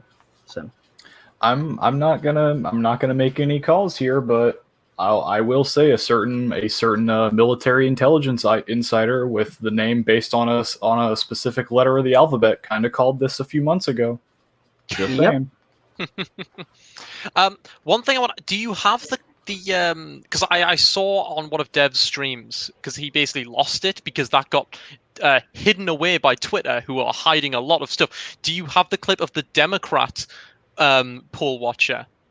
I have a lot of clips that we're getting through. I just want to make sure if you had it or not. Okay, we're moving on to one next. I don't know if this will be it or not, but continuing on here, we are going to jump to something you should be able to hear. This one's audio is pretty strong, and we're going to watch a few. Now, this is a few minutes, so everybody pay attention. This is a good one. Hey, everybody. This is Catherine Engelbrecht, and we are coming. Can you hear this? Yep. Can you hear this? Excellent. Okay, here we go. With breaking news today here on the day after Election Day, but the battle continues, and we continue to receive reports happening in Detroit, Michigan. If you've watched our Twitter feed or kept along any of our platforms, you've seen the continued reports of poll observers, poll challengers being escorted out, being harassed, being locked out, on and on and on. Well, now we have on a call with us another volunteer who has come forward to talk about what she was asked to do. And so I'd like to bring on the call with me here Julie Madej. Julie, thank you so much for being willing to tell your story. So you reached out to True the Vote, and if you would, just tell us what you experienced, and we're going to put up on the screen the image that you just shared with us that further tells the story. Okay. Yeah, so I'm a certified election poll challenger for the Michigan GOP. I was here all day yesterday and back here today doing my duty. And one of the official election workers working at the adjudication table had a little bit of an altercation with another one of her leaders in the election process. And when she had the second, she basically nodded to have me meet her in the bathroom. So I went over and met her in the bathroom, and she was clearly terrified. She was scared, and she secretively passed me a sticky note that said what was going on. And the sticky note that I have in my possession states that she was asked to backdate ballots that she was currently processing that came in today. She was asked to backdate them to 11/2 rather than the current date 11/4. And obviously, as we know, Michigan election law, you have to have your ballot to the election officials by 8 p.m. to close on election day. So that's basically what happened. And so instead of, and as you and I discussed, instead of, handling this in an appropriate way, right? Instead of raising a flag to say these came in or whatever extenuating the circumstance there may have been, what she was asked to do was falsify records. And that goes well past any consideration that may have been given for some other, technical difficulty that would have resulted in the ballots being delayed. They were being asked to backdate and to falsify the records, which is an entirely different matter. Correct. And quite honestly, I think that's why she reached out. She was probably scared, knowing that's illegal and, obviously a federal offense. So yeah, I mean, if they would have just flagged those as, potential issues to be dealt with, it would have been handled in a different way. Instead, they just went ahead and tried to cheat and get them through. And unfortunately, because they did go through, I think at least at this point, some of them have gone through. There's no way of knowing, which ballots were for the problem at this point. Which so ballots or how that's where many? we stand. Or how many? I mean, as we are all, the country is watching. This is a state that, may well be a part of deciding who the next president of our country is, and we have no idea now how many ballots are in question, how pervasive Correct. this problem has been before it was brought to your attention. So, Julie, Correct. Thank you so much for being willing to tell the story. We've talked to a lot of volunteers there today that are just it's mind-boggling what is happening and shouldn't be happening. There's in only a little America, more. We'll with be wrapping up volunteers shortly. Being locked out with windows being papered over so that you can't see what's happening. It's outrageous. So this is just I could tell a lot of stories similar to that occurred yesterday. But I will say, given the environment that we're in right now, with all of the poll challengers from the RNC, from the DNC, from all the ACLU and everything, and the fact that they're asking the election officials are asking the people to cheat in front of everybody just makes you question what's actually going on behind the scenes. If they're willing to do it in the open way that they are, it's a bit frightening, to say the least. It's why True the Vote was started, because we asked that question 10 years ago. If this is what happens when people are watching, what happens when nobody's watching?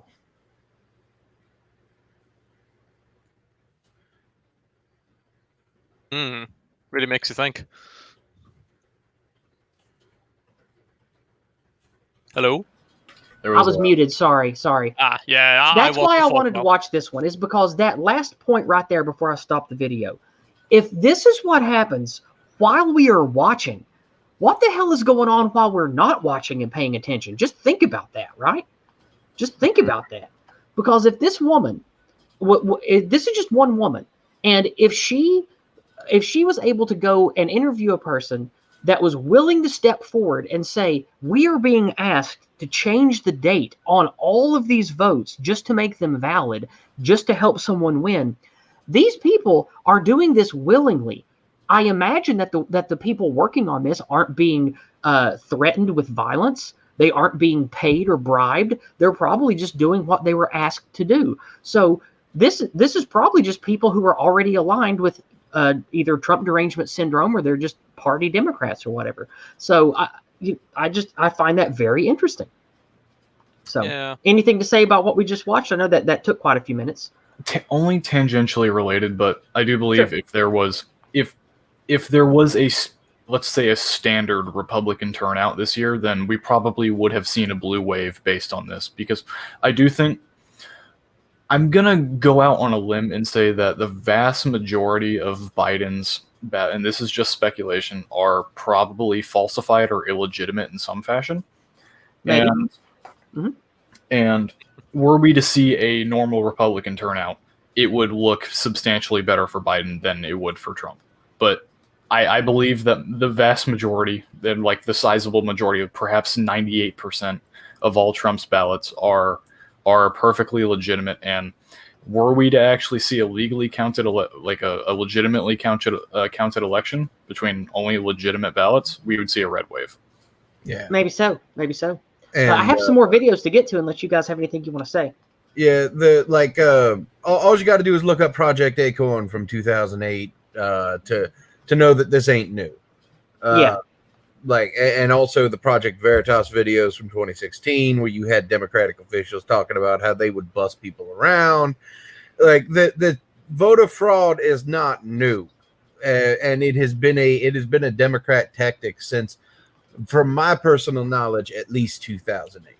Yeah. It's been going on for far longer than that. Oh, It's yeah. just that we haven't been able to see it because that's one of the good things about the internet is that we can actually see this stuff being called out as it happens. We have to remember though that the only reason we're actually seeing it as blatant as we are is because the turnout for Republicans has been substantially higher than it has in past elections, which indicates that not only are more people voting for Trump than they would be otherwise, but also that his base is even more fired up and loyal than it was last time.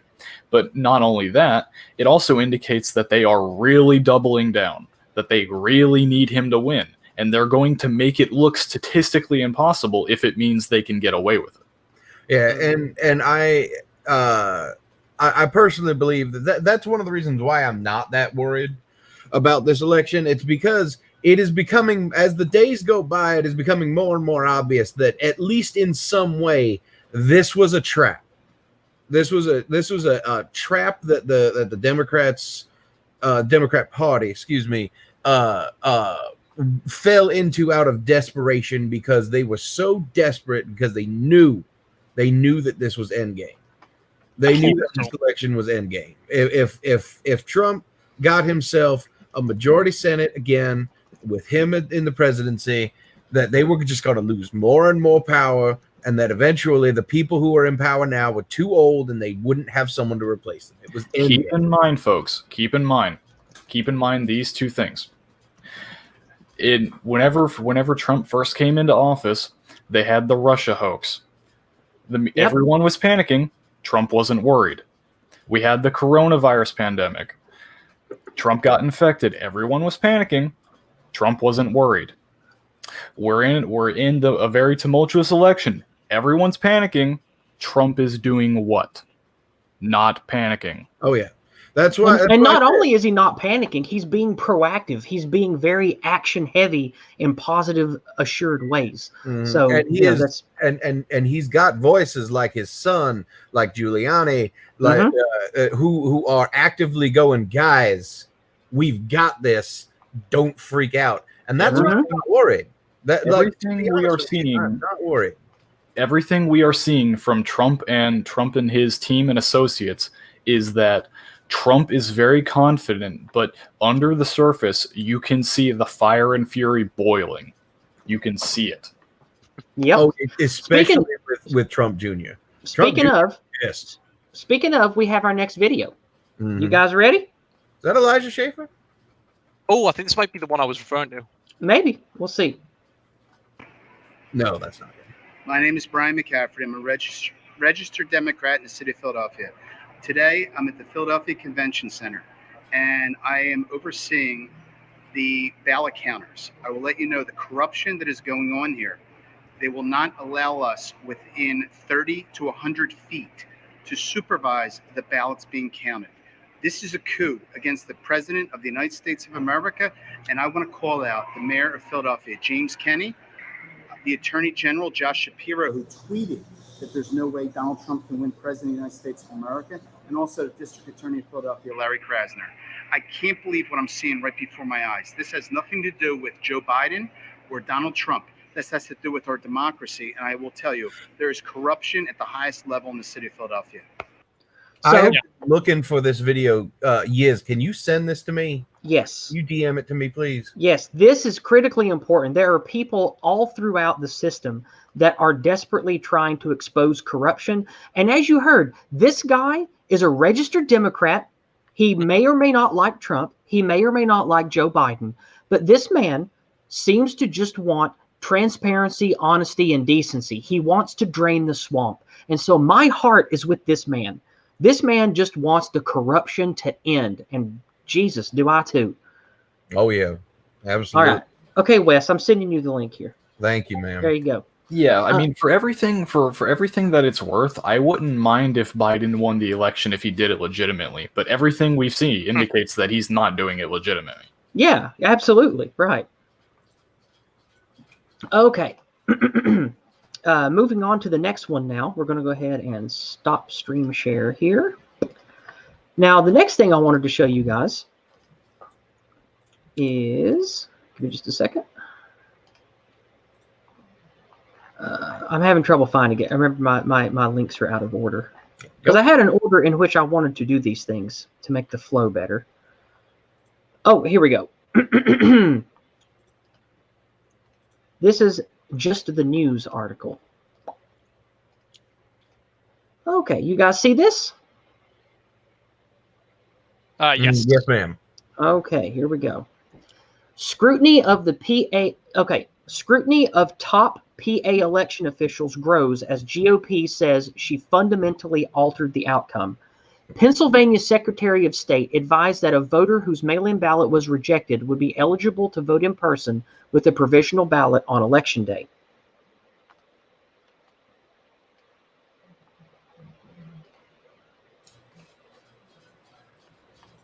Okay, you should be able to hear it now. Look, these You were hear this? 4 years ago. Yes, ma'am. Yes. Okay, I'm going to start it over then. Here we go. So my response is, look, these were 4 years ago. And at the time, I was not in the administration. I was not in any public service. I was a private citizen. It was a personal Twitter account. And, you know, so that. And then when I became Secretary of State, I took an oath, Kenneth, and I took an oath to defend and protect the Constitution of the Commonwealth of Pennsylvania and the Constitution of the United States. And partisan politics have no place in the Pennsylvania Department of State or any county elections office for that matter. I mean, we work for voting rights and for effective election administration. And I can tell you that I will do everything in my power to make sure that every voter, every candidate, and every party have access to a fair, free, safe, and secure election.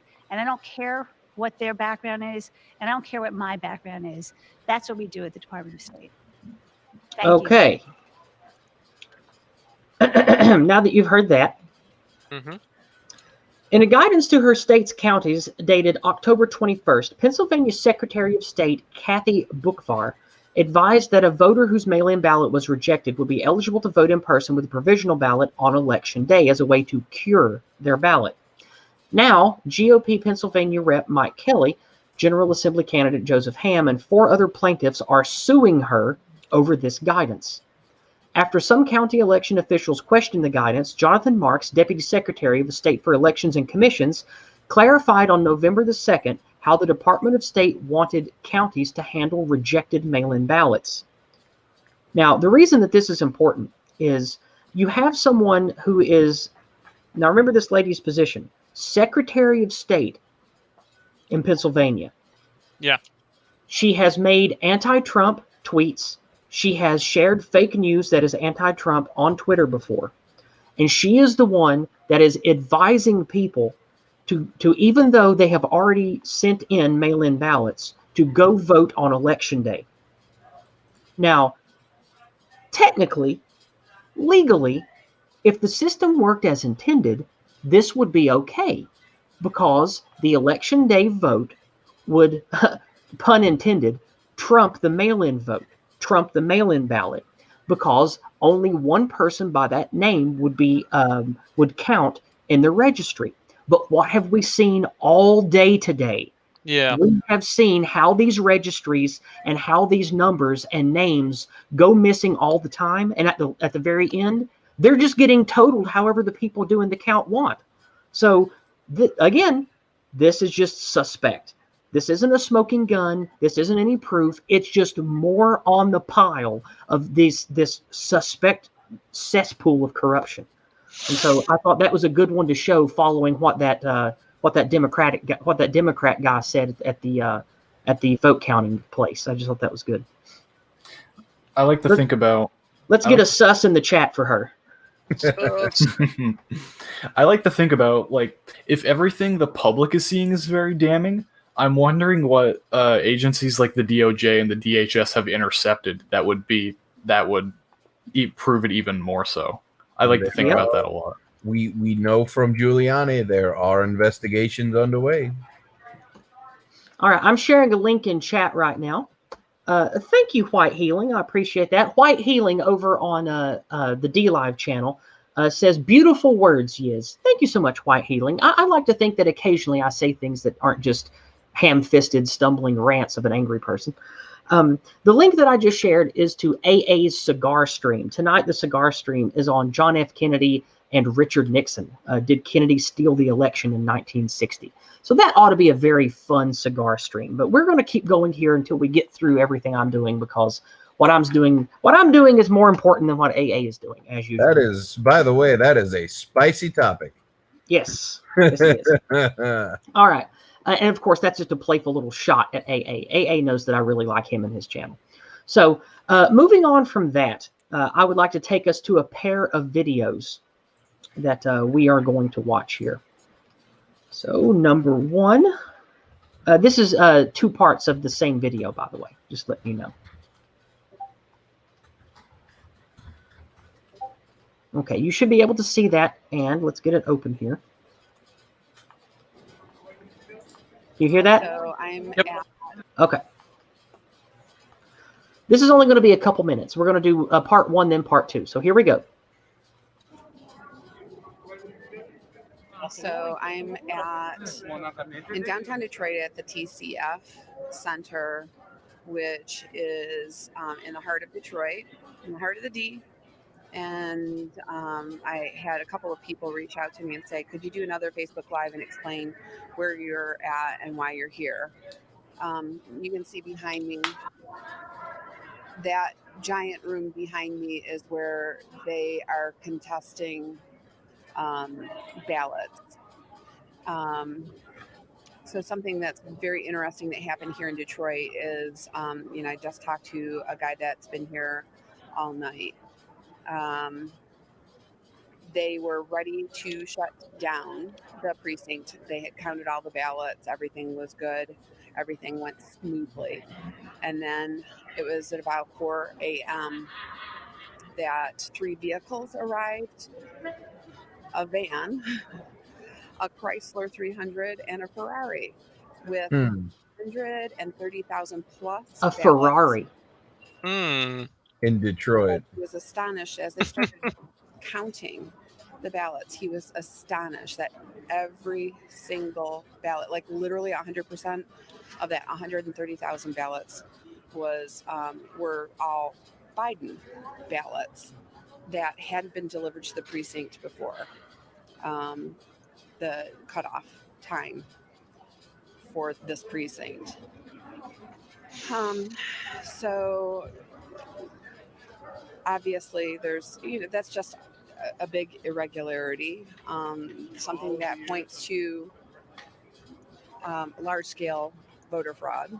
And it literally is being contested by the President of the United States in a lawsuit right now for the state of Michigan. We literally have people that watched it happen. I talked to people that are here. They're like, what? 130,000 ballots that haven't been verified, that are just being taken in. Okay, time to move to part 2. So before we talk about it, we're going to do part 2 real fast. Mm-hmm.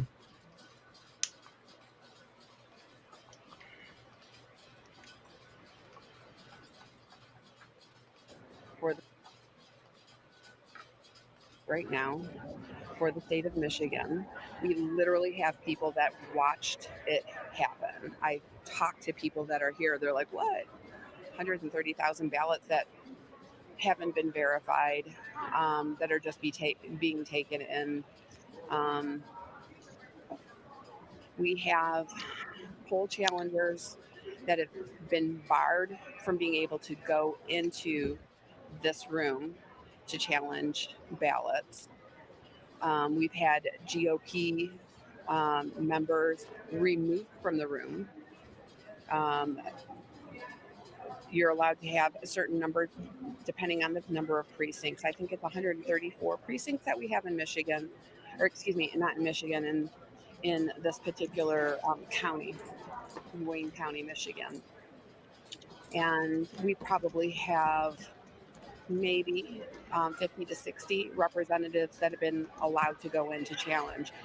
Mind you, according to federal law, for each precinct, there is to be one Democrat, one Republican to challenge. That hasn't been allowed in 24. Well, actually, since like this morning, since about 5 a.m. this morning, when those 130 ballots were dropped off. We then had the situation where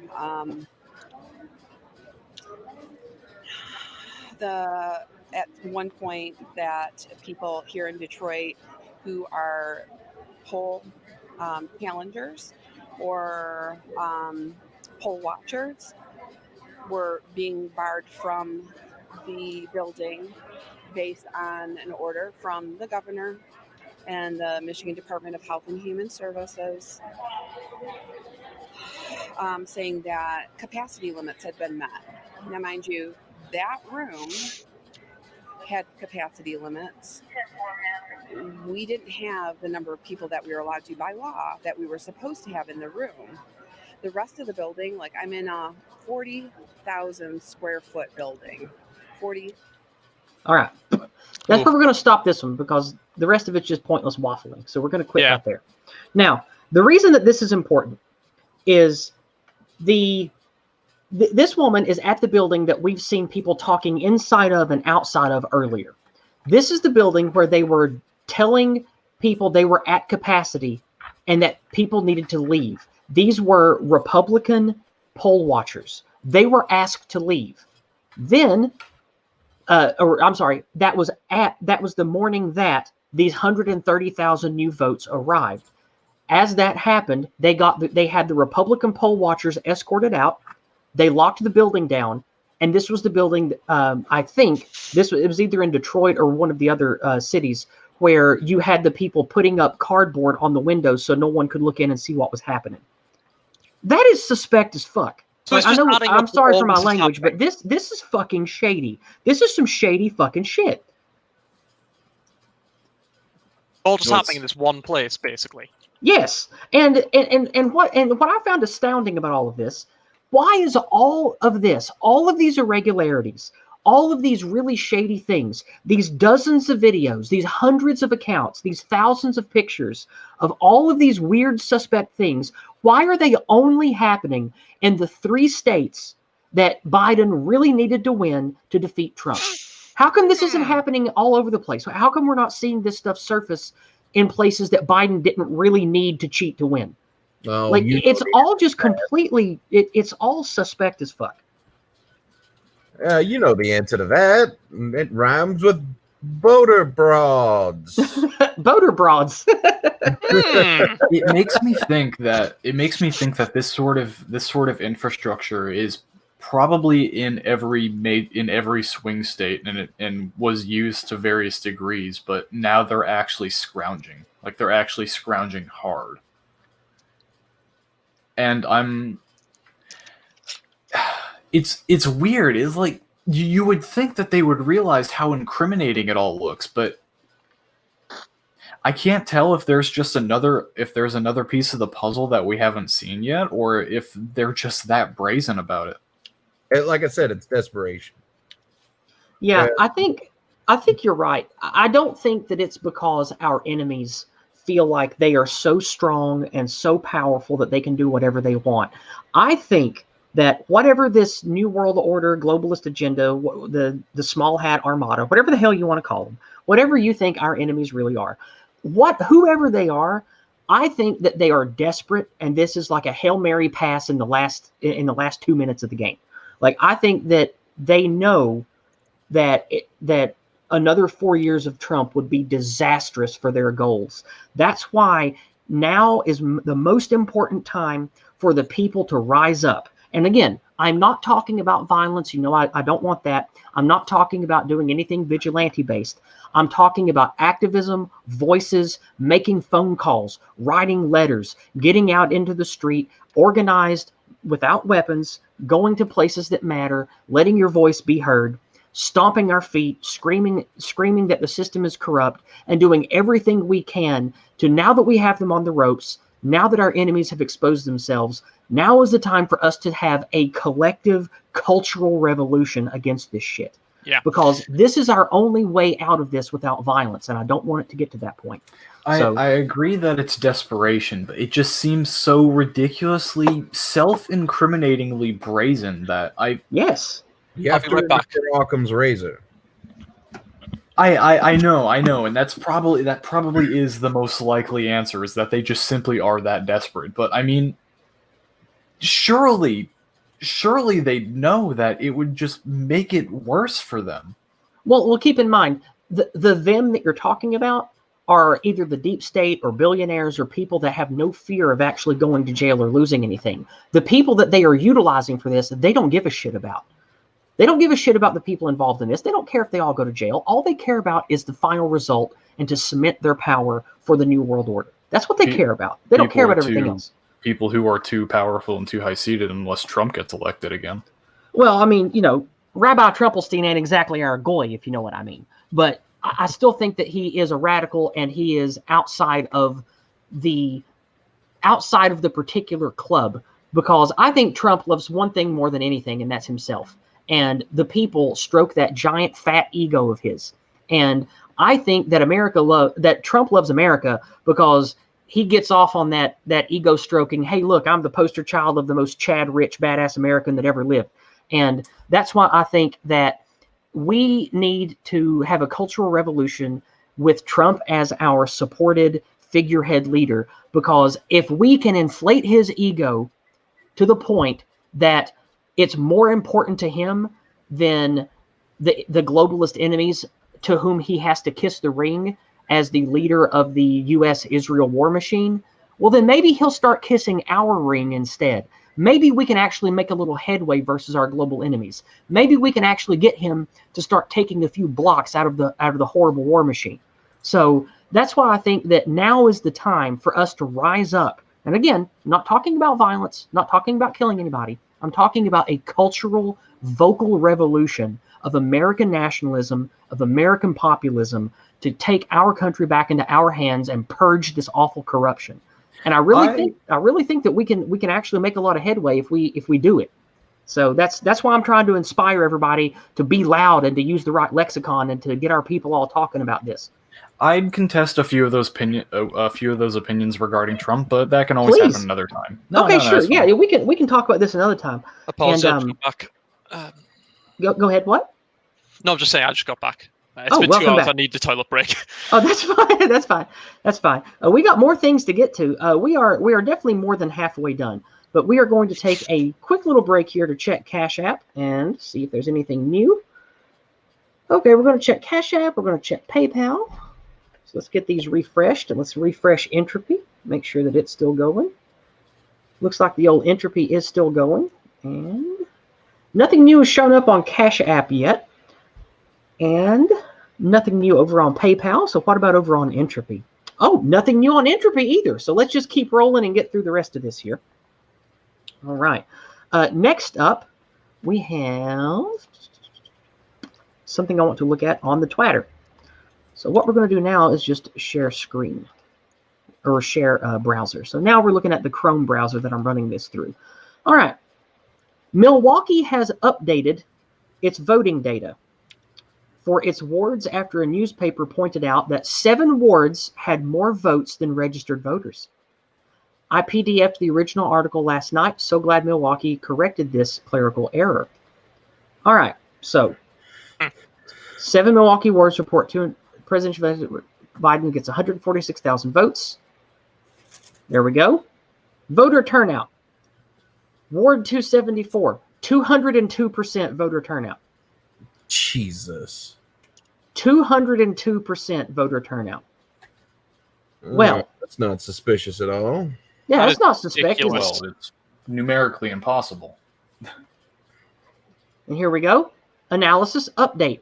5 Milwaukee wards report 89% turnout. 89% turnout. Now, keep in mind, average voter turnout is around 50%. On a good year, you'll get up towards 60%. 89% turnout. That's unprecedented. Unprecedented turnout in 5 Milwaukee areas. And on this one, 125% turnout for this one. So I even just think that that's very suspect. so even after adjusting it to lower those original numbers, they still have ones that are over 100. Yes, I think that's just wonderful. That's just wonderful.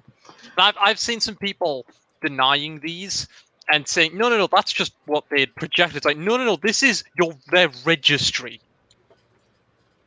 To my knowledge. Here's the thing.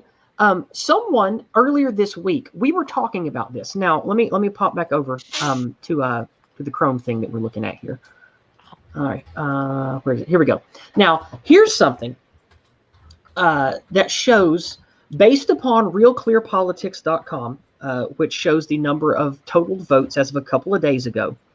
And this thing here, WorldPopulationReview.com, this shows the number of registered voters by state. So here you've got number of registered voters, and here you have people that voted. And it shows that this is as of, let's see, today's Friday, so this is as of Tuesday night. It shows that Nevada had 125% turnout. Pennsylvania had 109% turnout. Now, in Discord, over on Oozaloo's Discord, we had, I forget the person's name, but they were very nice. And they autistically went through every single one of these and tested these numbers. And some of them were off. And this person found out that the high percentages were a little lower than this, and that it could be accounted for by several of these states having a new policy where you are allowed to register to vote when you go vote. So that alone, even if these numbers are off, being able to register to vote when you vote, that is entirely suspect and felonious. So even if these numbers are wrong, I think this shows us the states that we need to look into. And now, Yizz, you ask, where are these states that are critically important to Biden winning the election? Well, I'm glad you asked, my friend. They're Nevada, Pennsylvania, Minnesota, Wisconsin, Michigan, Arizona, Georgia, and North Carolina. Isn't that something? Isn't that interesting that such massive turnout percentages are turning up specifically in the battleground states where Biden had to take at least some of to win? Isn't that interesting? Big think. Now, moving here to the Wisconsin voter turnout, the 2020 turnout of 89.3% in Wisconsin is 5.5 standard deviations above the historical average of 66%. A virtual statistic impossibility. As someone pointed out on Discord to me, this would be like getting struck by lightning 50 times in 1 year. Cool. That's how unlikely that this jump is. So I just find that incredibly suspect.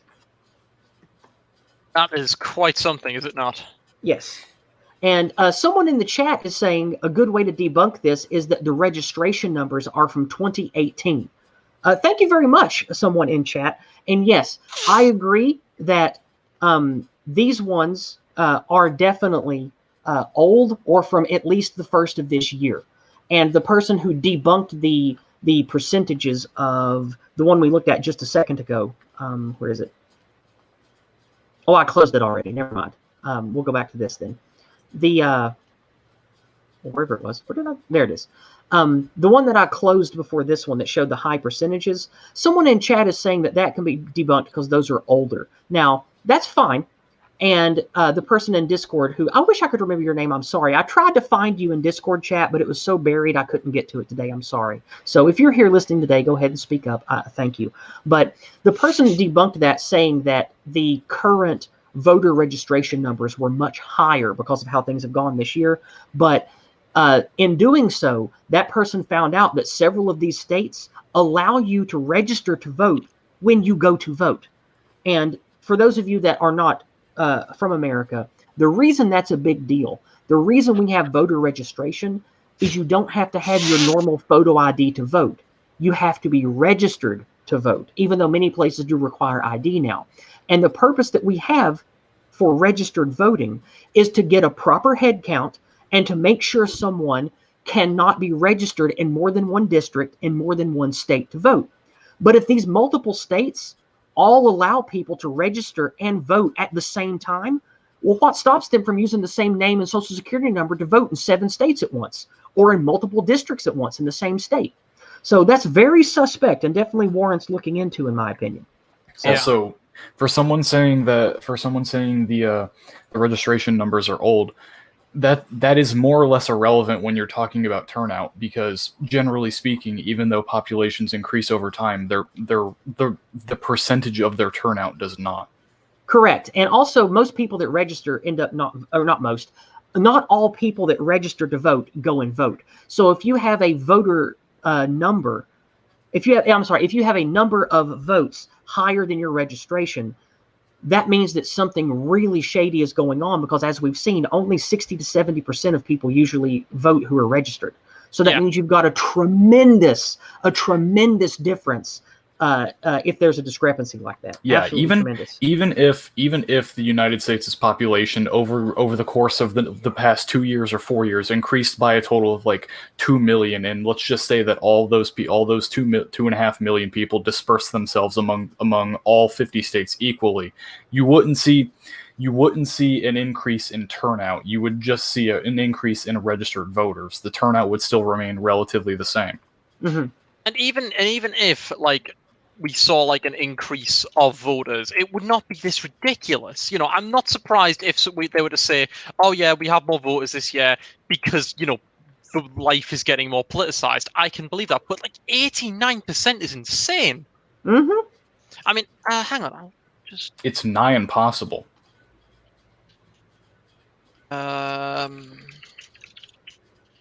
It's nigh impossible. There's no possible way that you could have that many people that would be motivated to vote. And maybe that reflects poorly on the Americans' electoral system. Maybe we should be having more people out and voting, and maybe that you can make an argument for that, but that's not the point of what we're saying. What we're saying is that based on the metrics that we've been going on for the past 100-something years, this level of turnout relative to the number of registered voters in these key states that just so happen to be the key states necessary for both players in the game to actually win, is a statistical impossibility, the likes of which no one has seen before. If we want some, I'm glad that you said that, because our next one is a doozy that is exactly what you were talking about, that you might not even believe. I hope you're ready for this. I just thought to quickly say, it's like, if we want like a comparison of a shockingly high turnout that is natural. My favorite. The Brexit referendum was 72%. I knew you'd like this because you sent it to me. Oh my. Sorry, go ahead. Enjoy this one. No, the Brexit, the EU referendum turnout was 72%, and we've been saying that is a historical high, and that is 72%. This is 89. I mean, that's unheard of. Literally unheard of.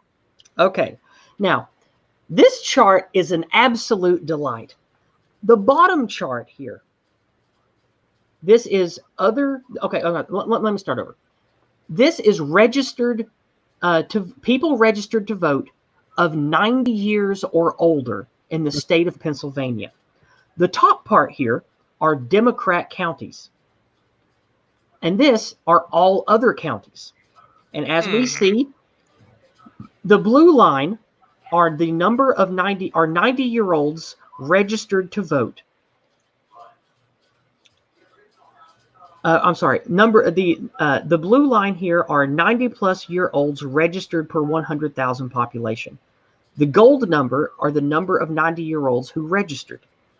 So, as we see here, the number registered is almost always a little higher than or equal to the ones who are registered.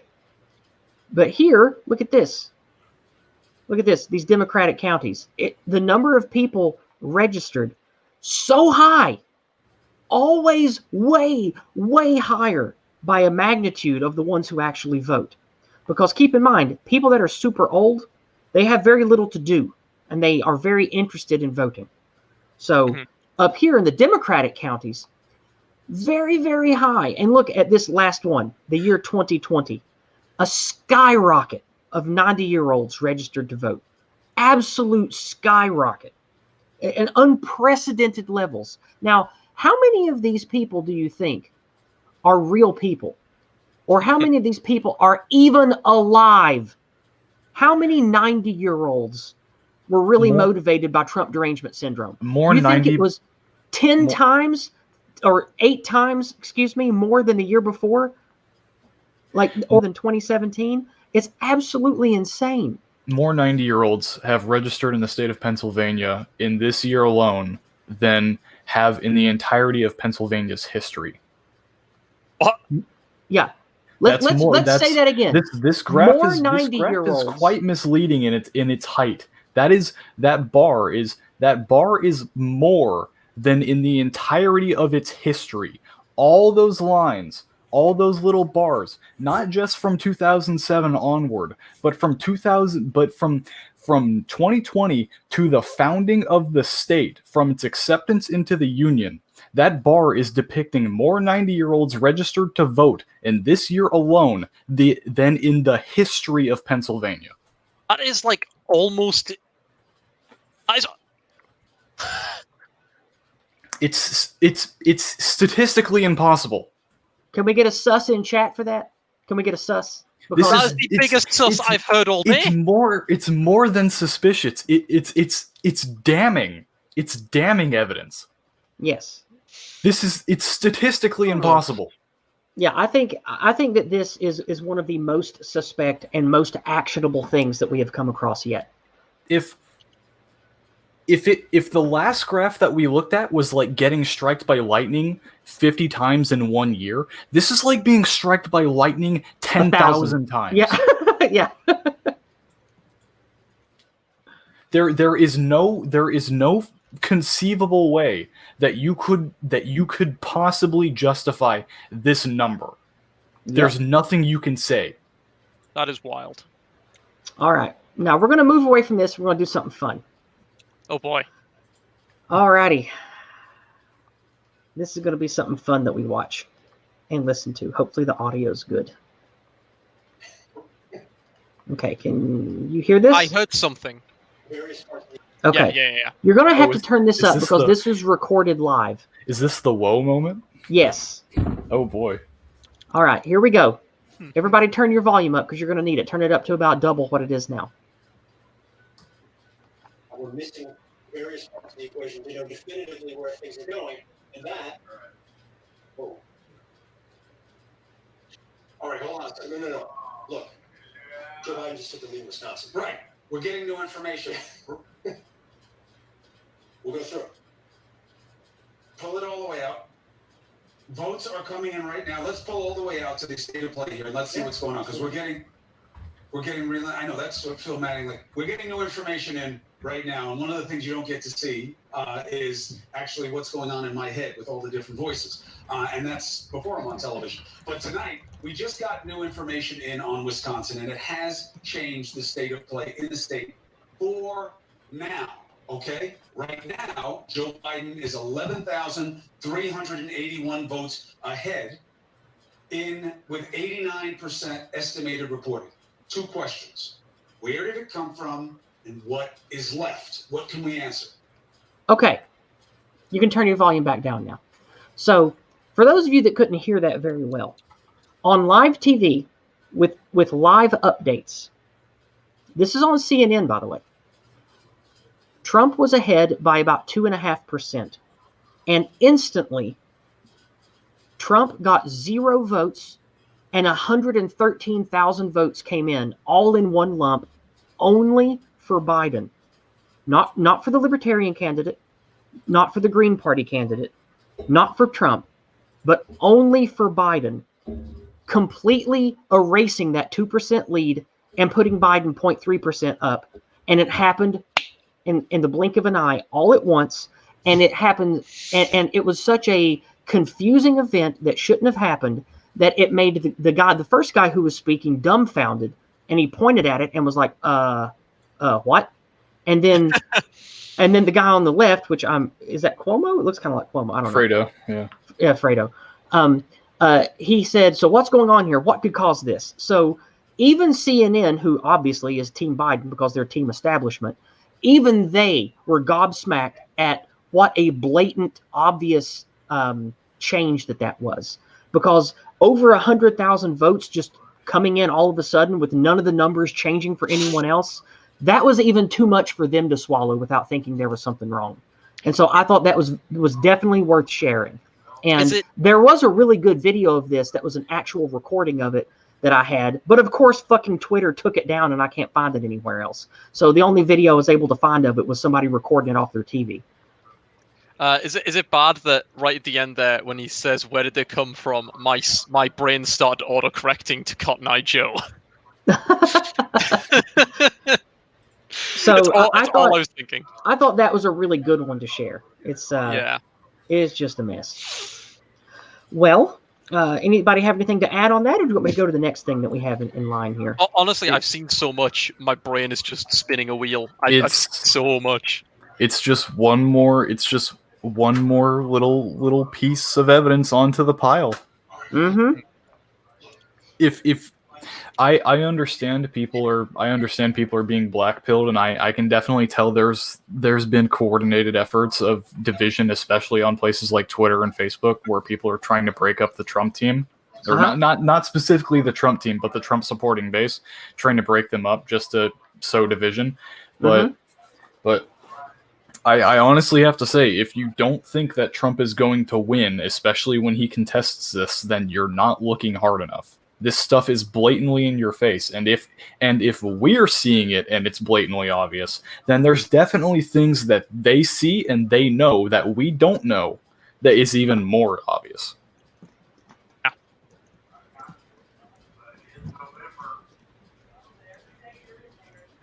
Okay. Yes, I know that you can archive stuff, but that takes time and bandwidth I don't have access to. And a lot of times I'm collecting these links while I'm on my phone on the go. And I'm an old Gen X person. I'm not good at the phone magic like other people. Sorry. Anyway, let's move on to this next article that I want to read you some stuff from. I need more Mountain Dew. My voice is dying. Okay, hopefully that'll help a little bit. All right, here we go from Zero Hedge.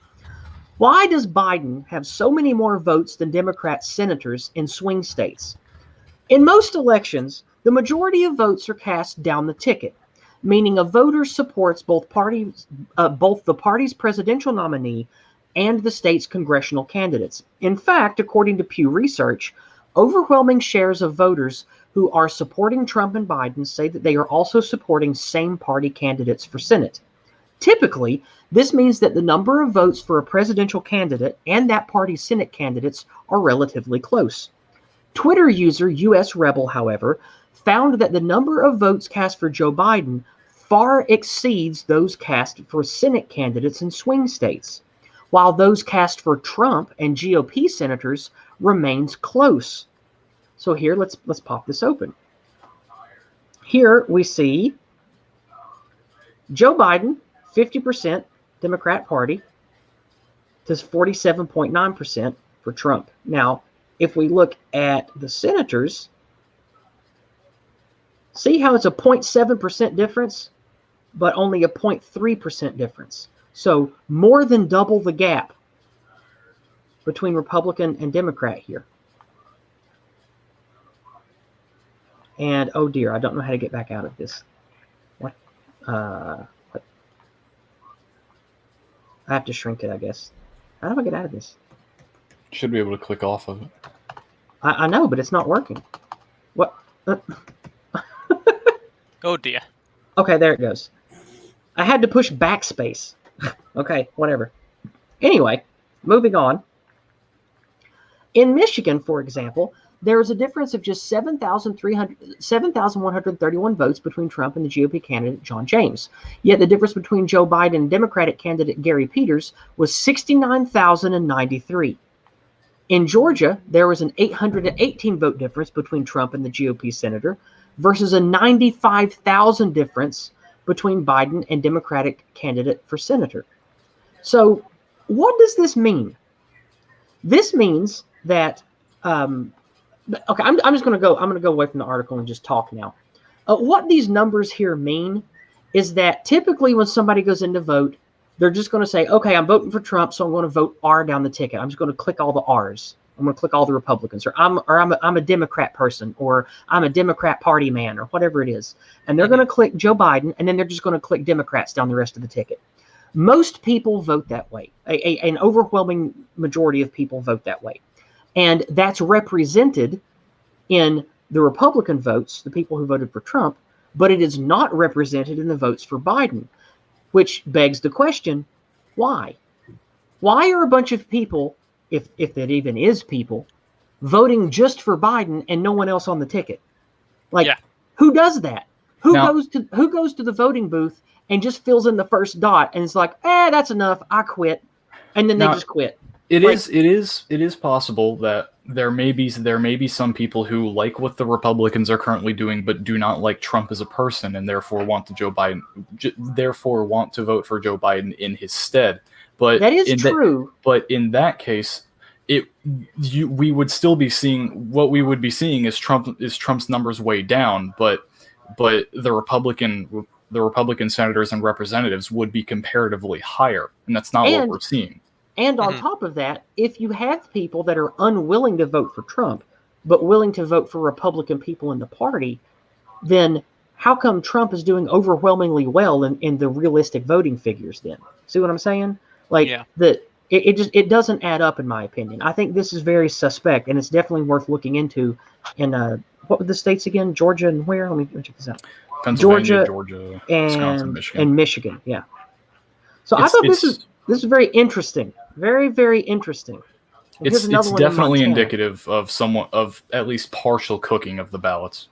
Yes. Definitely. Yeah. All right. So we'll go ahead and move away from that one.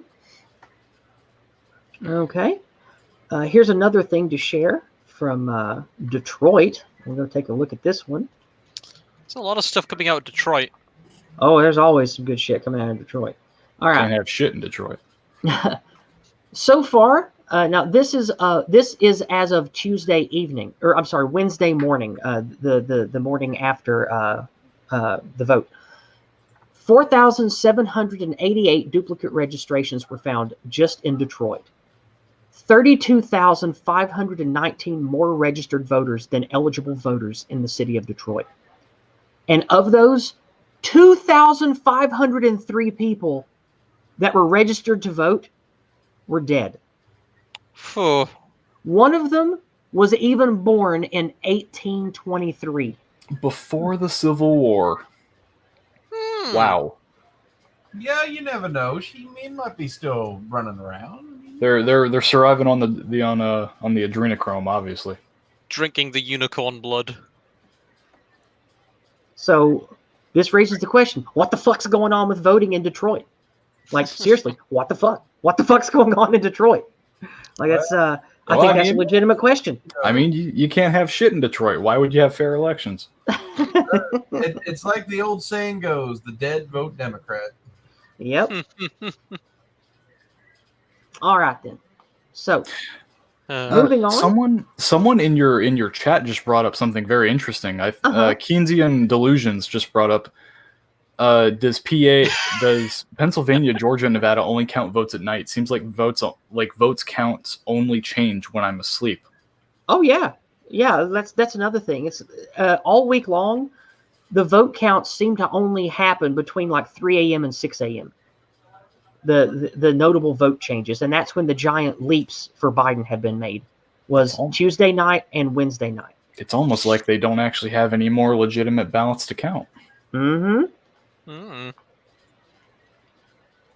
All right. Well, we're going to skip that one because we're already late. So let's see. Okay. Here we go. This will be a good one. We're going to do us one from old Breitbart news here. Oh boy. Yeah, we'll get us some Breitbart action up here.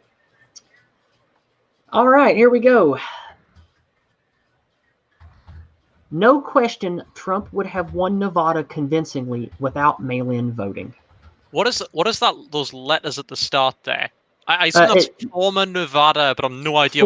Former Nevada Attorney General is what those mean. Right. All right. So long before. Now, can you hear that? Okay. Did that happen? Yeah, we can hear that. Did you hear that? Okay. For some reason, it's not popping out. I can't make it large. I don't know why. Yeah, some websites are. That's as good as I can do. Here we go. Last night's election, we alerted you to the potential. So long before last night's election, we alerted you to the potential for voting irregularities, fraud, in the state of Nevada. As we mentioned, Nevada could end up being the key to this election.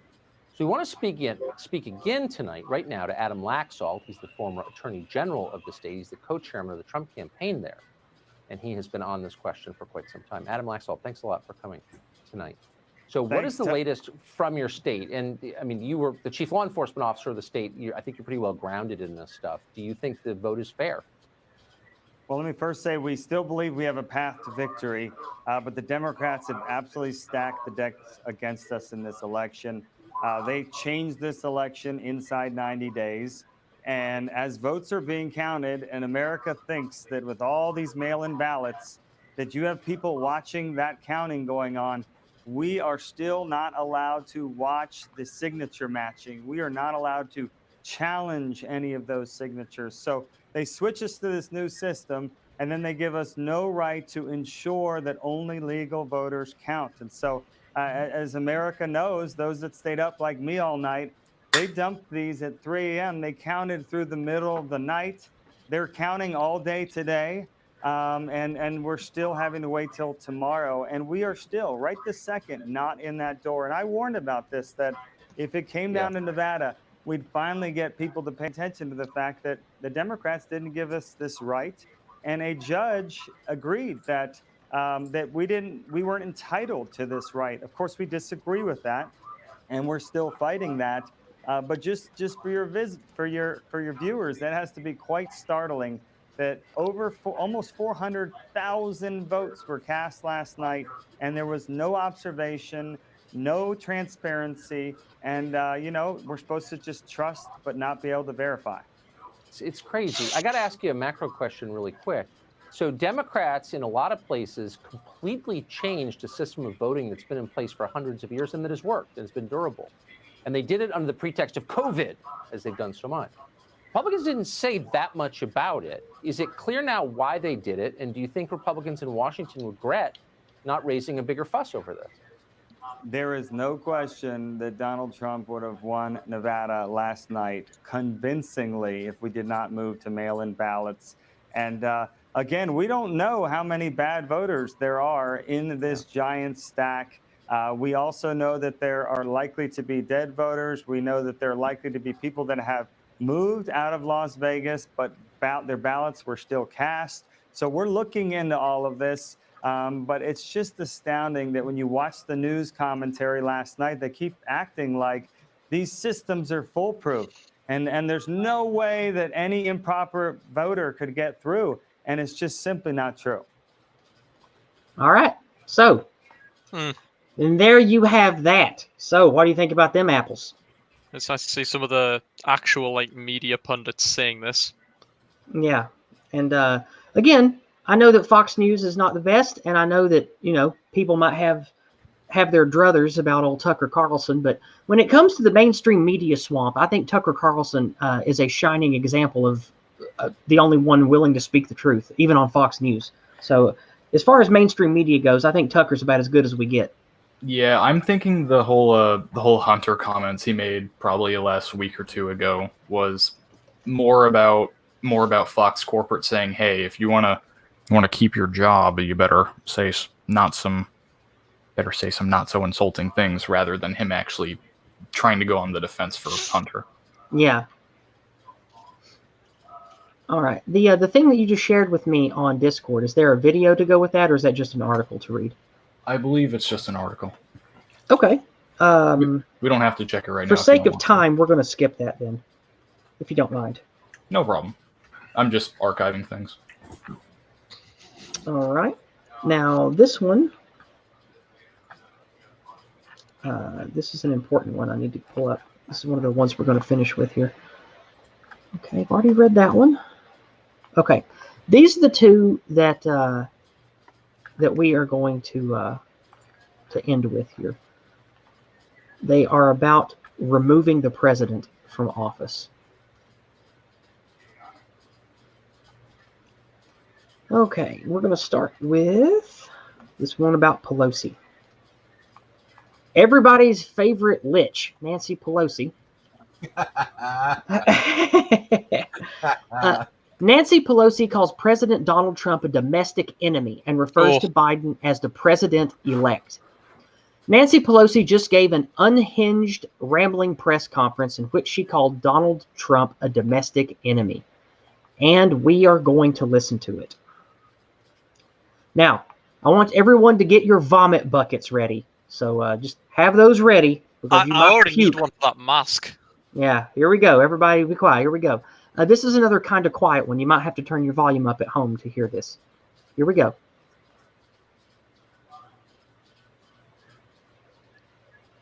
Can't hear anything. Yeah, Can't hear it? I'm going to have to kill it and redo the share. I don't know why it does that. Sometimes it just refuses to do the audio, even if I click share audio. I don't know why it does that. This stream client seems like it's a fork of Zoom. It does. It looks like it. Okay, here we go. So, sadly, You can hear that now, right? Yeah. I think the problem is sometimes when I click the share audio button, the little click here widget just doesn't take the click. I think that's the problem. I'll be more mindful of that in the future. All right, here we go. Everybody listen. Get your puke bucket ready. So, sadly, instead of crushing the virus, it appears that the Trump administration will use its final moments in office as a desperate last step to destroy every possible protection for American health and well-being. So many people have said to me, and perhaps some of you along the way, what damage do you think that Trump will do between losing the election and the inauguration of Joe Biden? Maybe you didn't phrase it quite that way, but that's how I heard it. And we knew that he would be up to mischief. Separate and apart from trying to destroy the credibility of our elections, which we criticize other nations for doing, and now with all enemies, foreign and domestic, making assault on our elections. Well, we have one domestic. But apart from that, on the policy side, which is why we are here, people ask that question. What will he try to do that is harmful?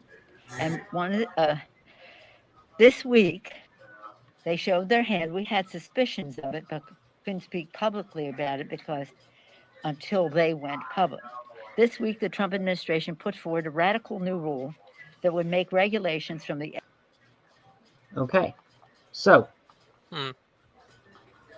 What now? It never ends. It never ends. She seems incredibly stressed. I think two She did things. seem that, yeah. I think two things here. She seems weak, scared, desperate, reaching at straws, or grasping at straws. And number two here, I am sick and tired of all of our countries being ran by people that are too fucking old to go out and check the mail without sucking wind. Oh, yeah. I would like to see our countries led by strong, confident, mentally alert people. Like, I know that in America you have to be at least 35 to be president, but maybe we could start having an age limit on politics. Like, nobody over 60 maybe? Nobody over 70? Because I am sick and tired of seeing all these old crony establishment fuckers that have been in office since before our parents were born. Like, this just... I don't know. It reeks of just cronyism and corrupt establishment garbage. Just seeing these people that are so old and have been involved in these corrupt systems since before I was born, having all the power, it's just disgusting. So, Term limits would do a good job of fixing a lot of those issues. oh yeah, definitely putting in term limits and one thing that I talked about earlier this year was, you know how we have like a 2-term limit with presidency and all that? Maybe just say, no matter what office you occupy, no one can have a public office for more than like 10 years total or 12 years total. Because we don't want these career politicians being in there for 50, 60 years with all the power and connections and being manipulated by lobbyists and all this other mess. Like, it's just really frustrating hearing such lies and venom come from that dried up old cunt. I really can't stand her. Forgive my language. Again, she makes me really angry. Why we have like retirement rules? Like, just when you in England, when you hit like 75, you just retire time. Go and live off some money. Yeah. Does that just not exist in politics? No, not in the United States. No. Term limits wouldn't stop entrenched corruption, because that is a legacy based issue, and partly the problem is that since we've been so apathetic to politics and the nature of society for so long, we've let these people basically take our system and then transmogrify it into something that is in basically 75% beneficial only to them and only 25% beneficial to us on a good day. Because it's not supposed to be a career. It's not supposed to be a financial dynasty that appeals to people who just want to play the game to get rich. Like that's not what public service is supposed to be. Like, exactly. Before World War I. This is why democracy is cancer. before the First World War, like Congress and the Senate didn't even get together for more than a month or two in the entire year. And I'm not saying we should go back to something like that, because I definitely do think that it's better to have a more proactive governmental body than it is otherwise. But you can definitely see where the shift occurs, and you can definitely see where roots of cronyism start to grow. That's definitely part of the issue. Yeah. I don't know. My Heinleinian side shows a bit when it comes to these discussions, because a lot of these problems can be solved with the reintroduction of martial punishment. Yeah. I don't know if we're going to get to see that or not yet.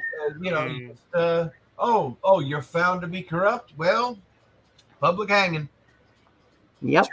Tune in all times, all channels. Like, there you go. Like,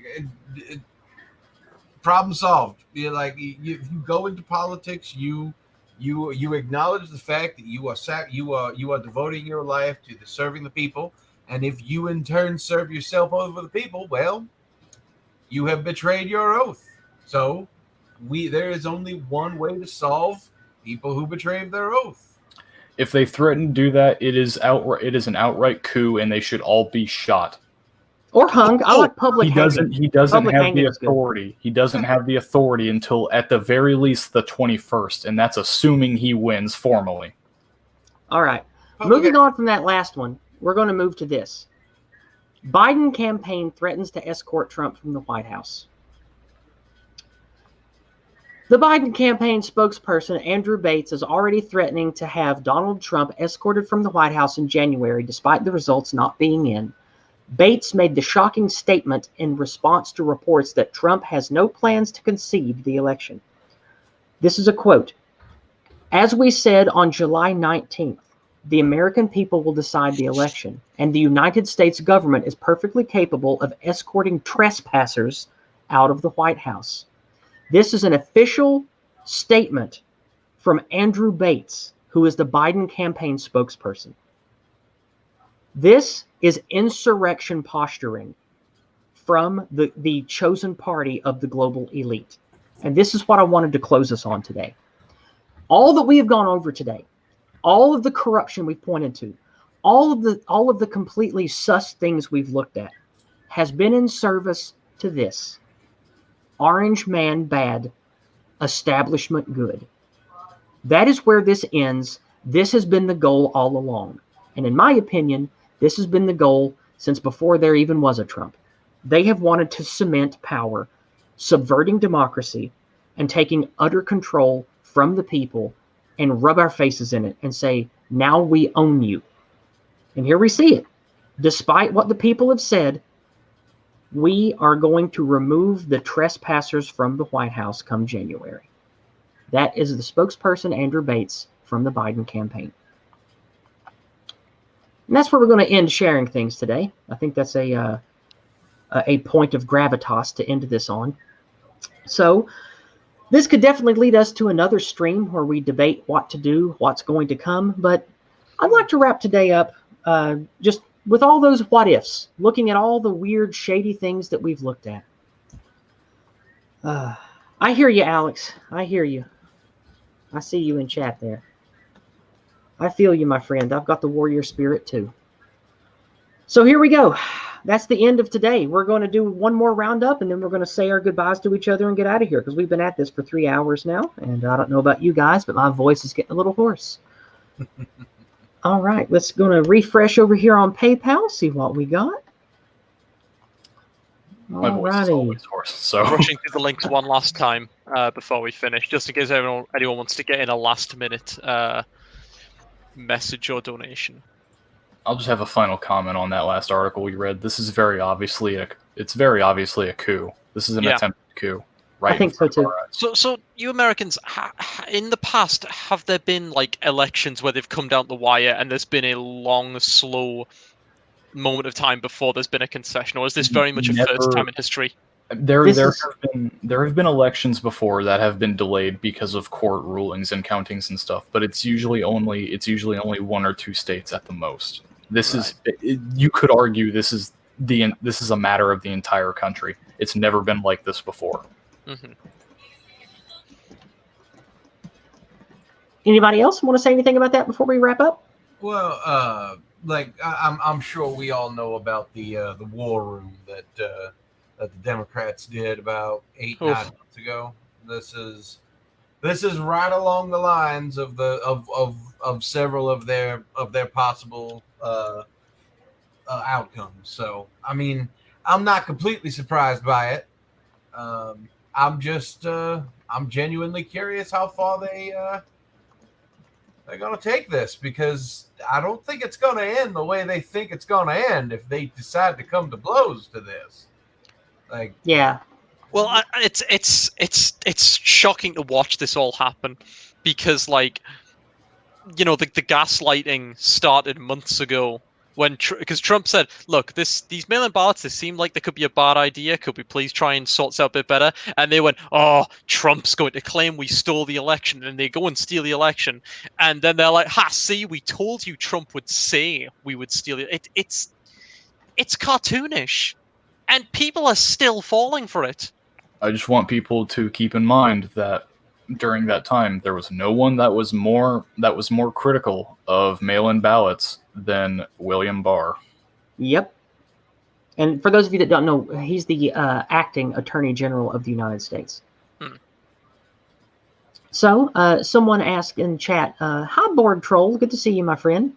What we think about the watermarked report. I heard about that early today on Telegram and some other circles I'm in, but I wasn't able to find enough concrete things about it to prepare it for the show today. And for those of you who don't know, putting together a show like this is not easy, especially when I have to work and I have to take care of older family and have to make runs to the hospital for chemo and stuff. So it's hard enough for me to just put together stuff a day or two in advance. So I apologize if I have missed some critical news today, or if I wasn't able to get everything vetted for the show today, but I did my absolute best. And in regards to our friend Ash Kanazi, about what I think about secession, I don't think that's on the table. I think that we are at an all or nothing point, and we're not going to elaborate about Boog stuff today because we're at the end of the stream and I can't elaborate further. My voice needs a break, and I want to wrap the stream up today just with the what ifs that we've talked about around the suspect crap. So let's get a sus in the chat for all of the suspect shit that we've seen all day today. And then after we are done with the susses, we're going to wrap up. So Zen Chan, is there anything you want to shill for yourself or streams you're involved in before we get out of here today? Nah, I normally shill, but we have 2 guests, so I'll let them get their stuff out of the way. Okay. I went first at the beginning. You go first this time, Wes. Google Wes Y11. That's all you got to do. I am the first several results. If you want to start following me, I'm going to be making videos here soon. And also, if you're a fan of Mystery Science Theater 3000, go ahead and Google Zap Rousdower with 2 P's, Z-A-P-P. You'll find my YouTube channel where I have the biggest collection of high-quality copies of Mystery Science Theater 3000 as well.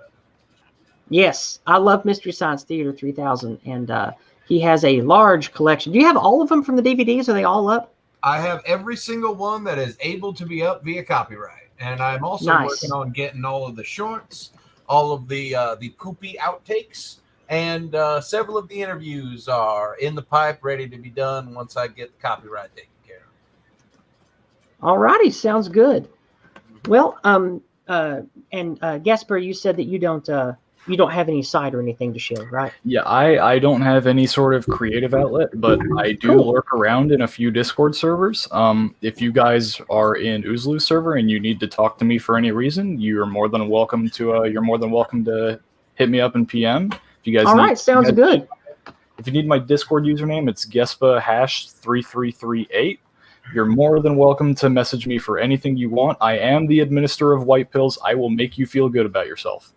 All right, sounds good, my friend. And now I'd like to remind everyone, as always, keep heart and speak the truth. We have ethics, science, and truth on our side. We are fighting for what our people need, what our people want, and we know the truth. We speak the truth. We see the truth. Make sure that you use the right language and positivity when sharing the truth to everyone that needs to hear it. And keep heart, everybody. We are in this together, and we are going to win. We might have to go through an unpleasant crucible, but I will see you guys on the other side. And if I don't make it, know that I'll be waiting for you in Valhalla, where we all belong in the end. With that said, goodbye and God bless.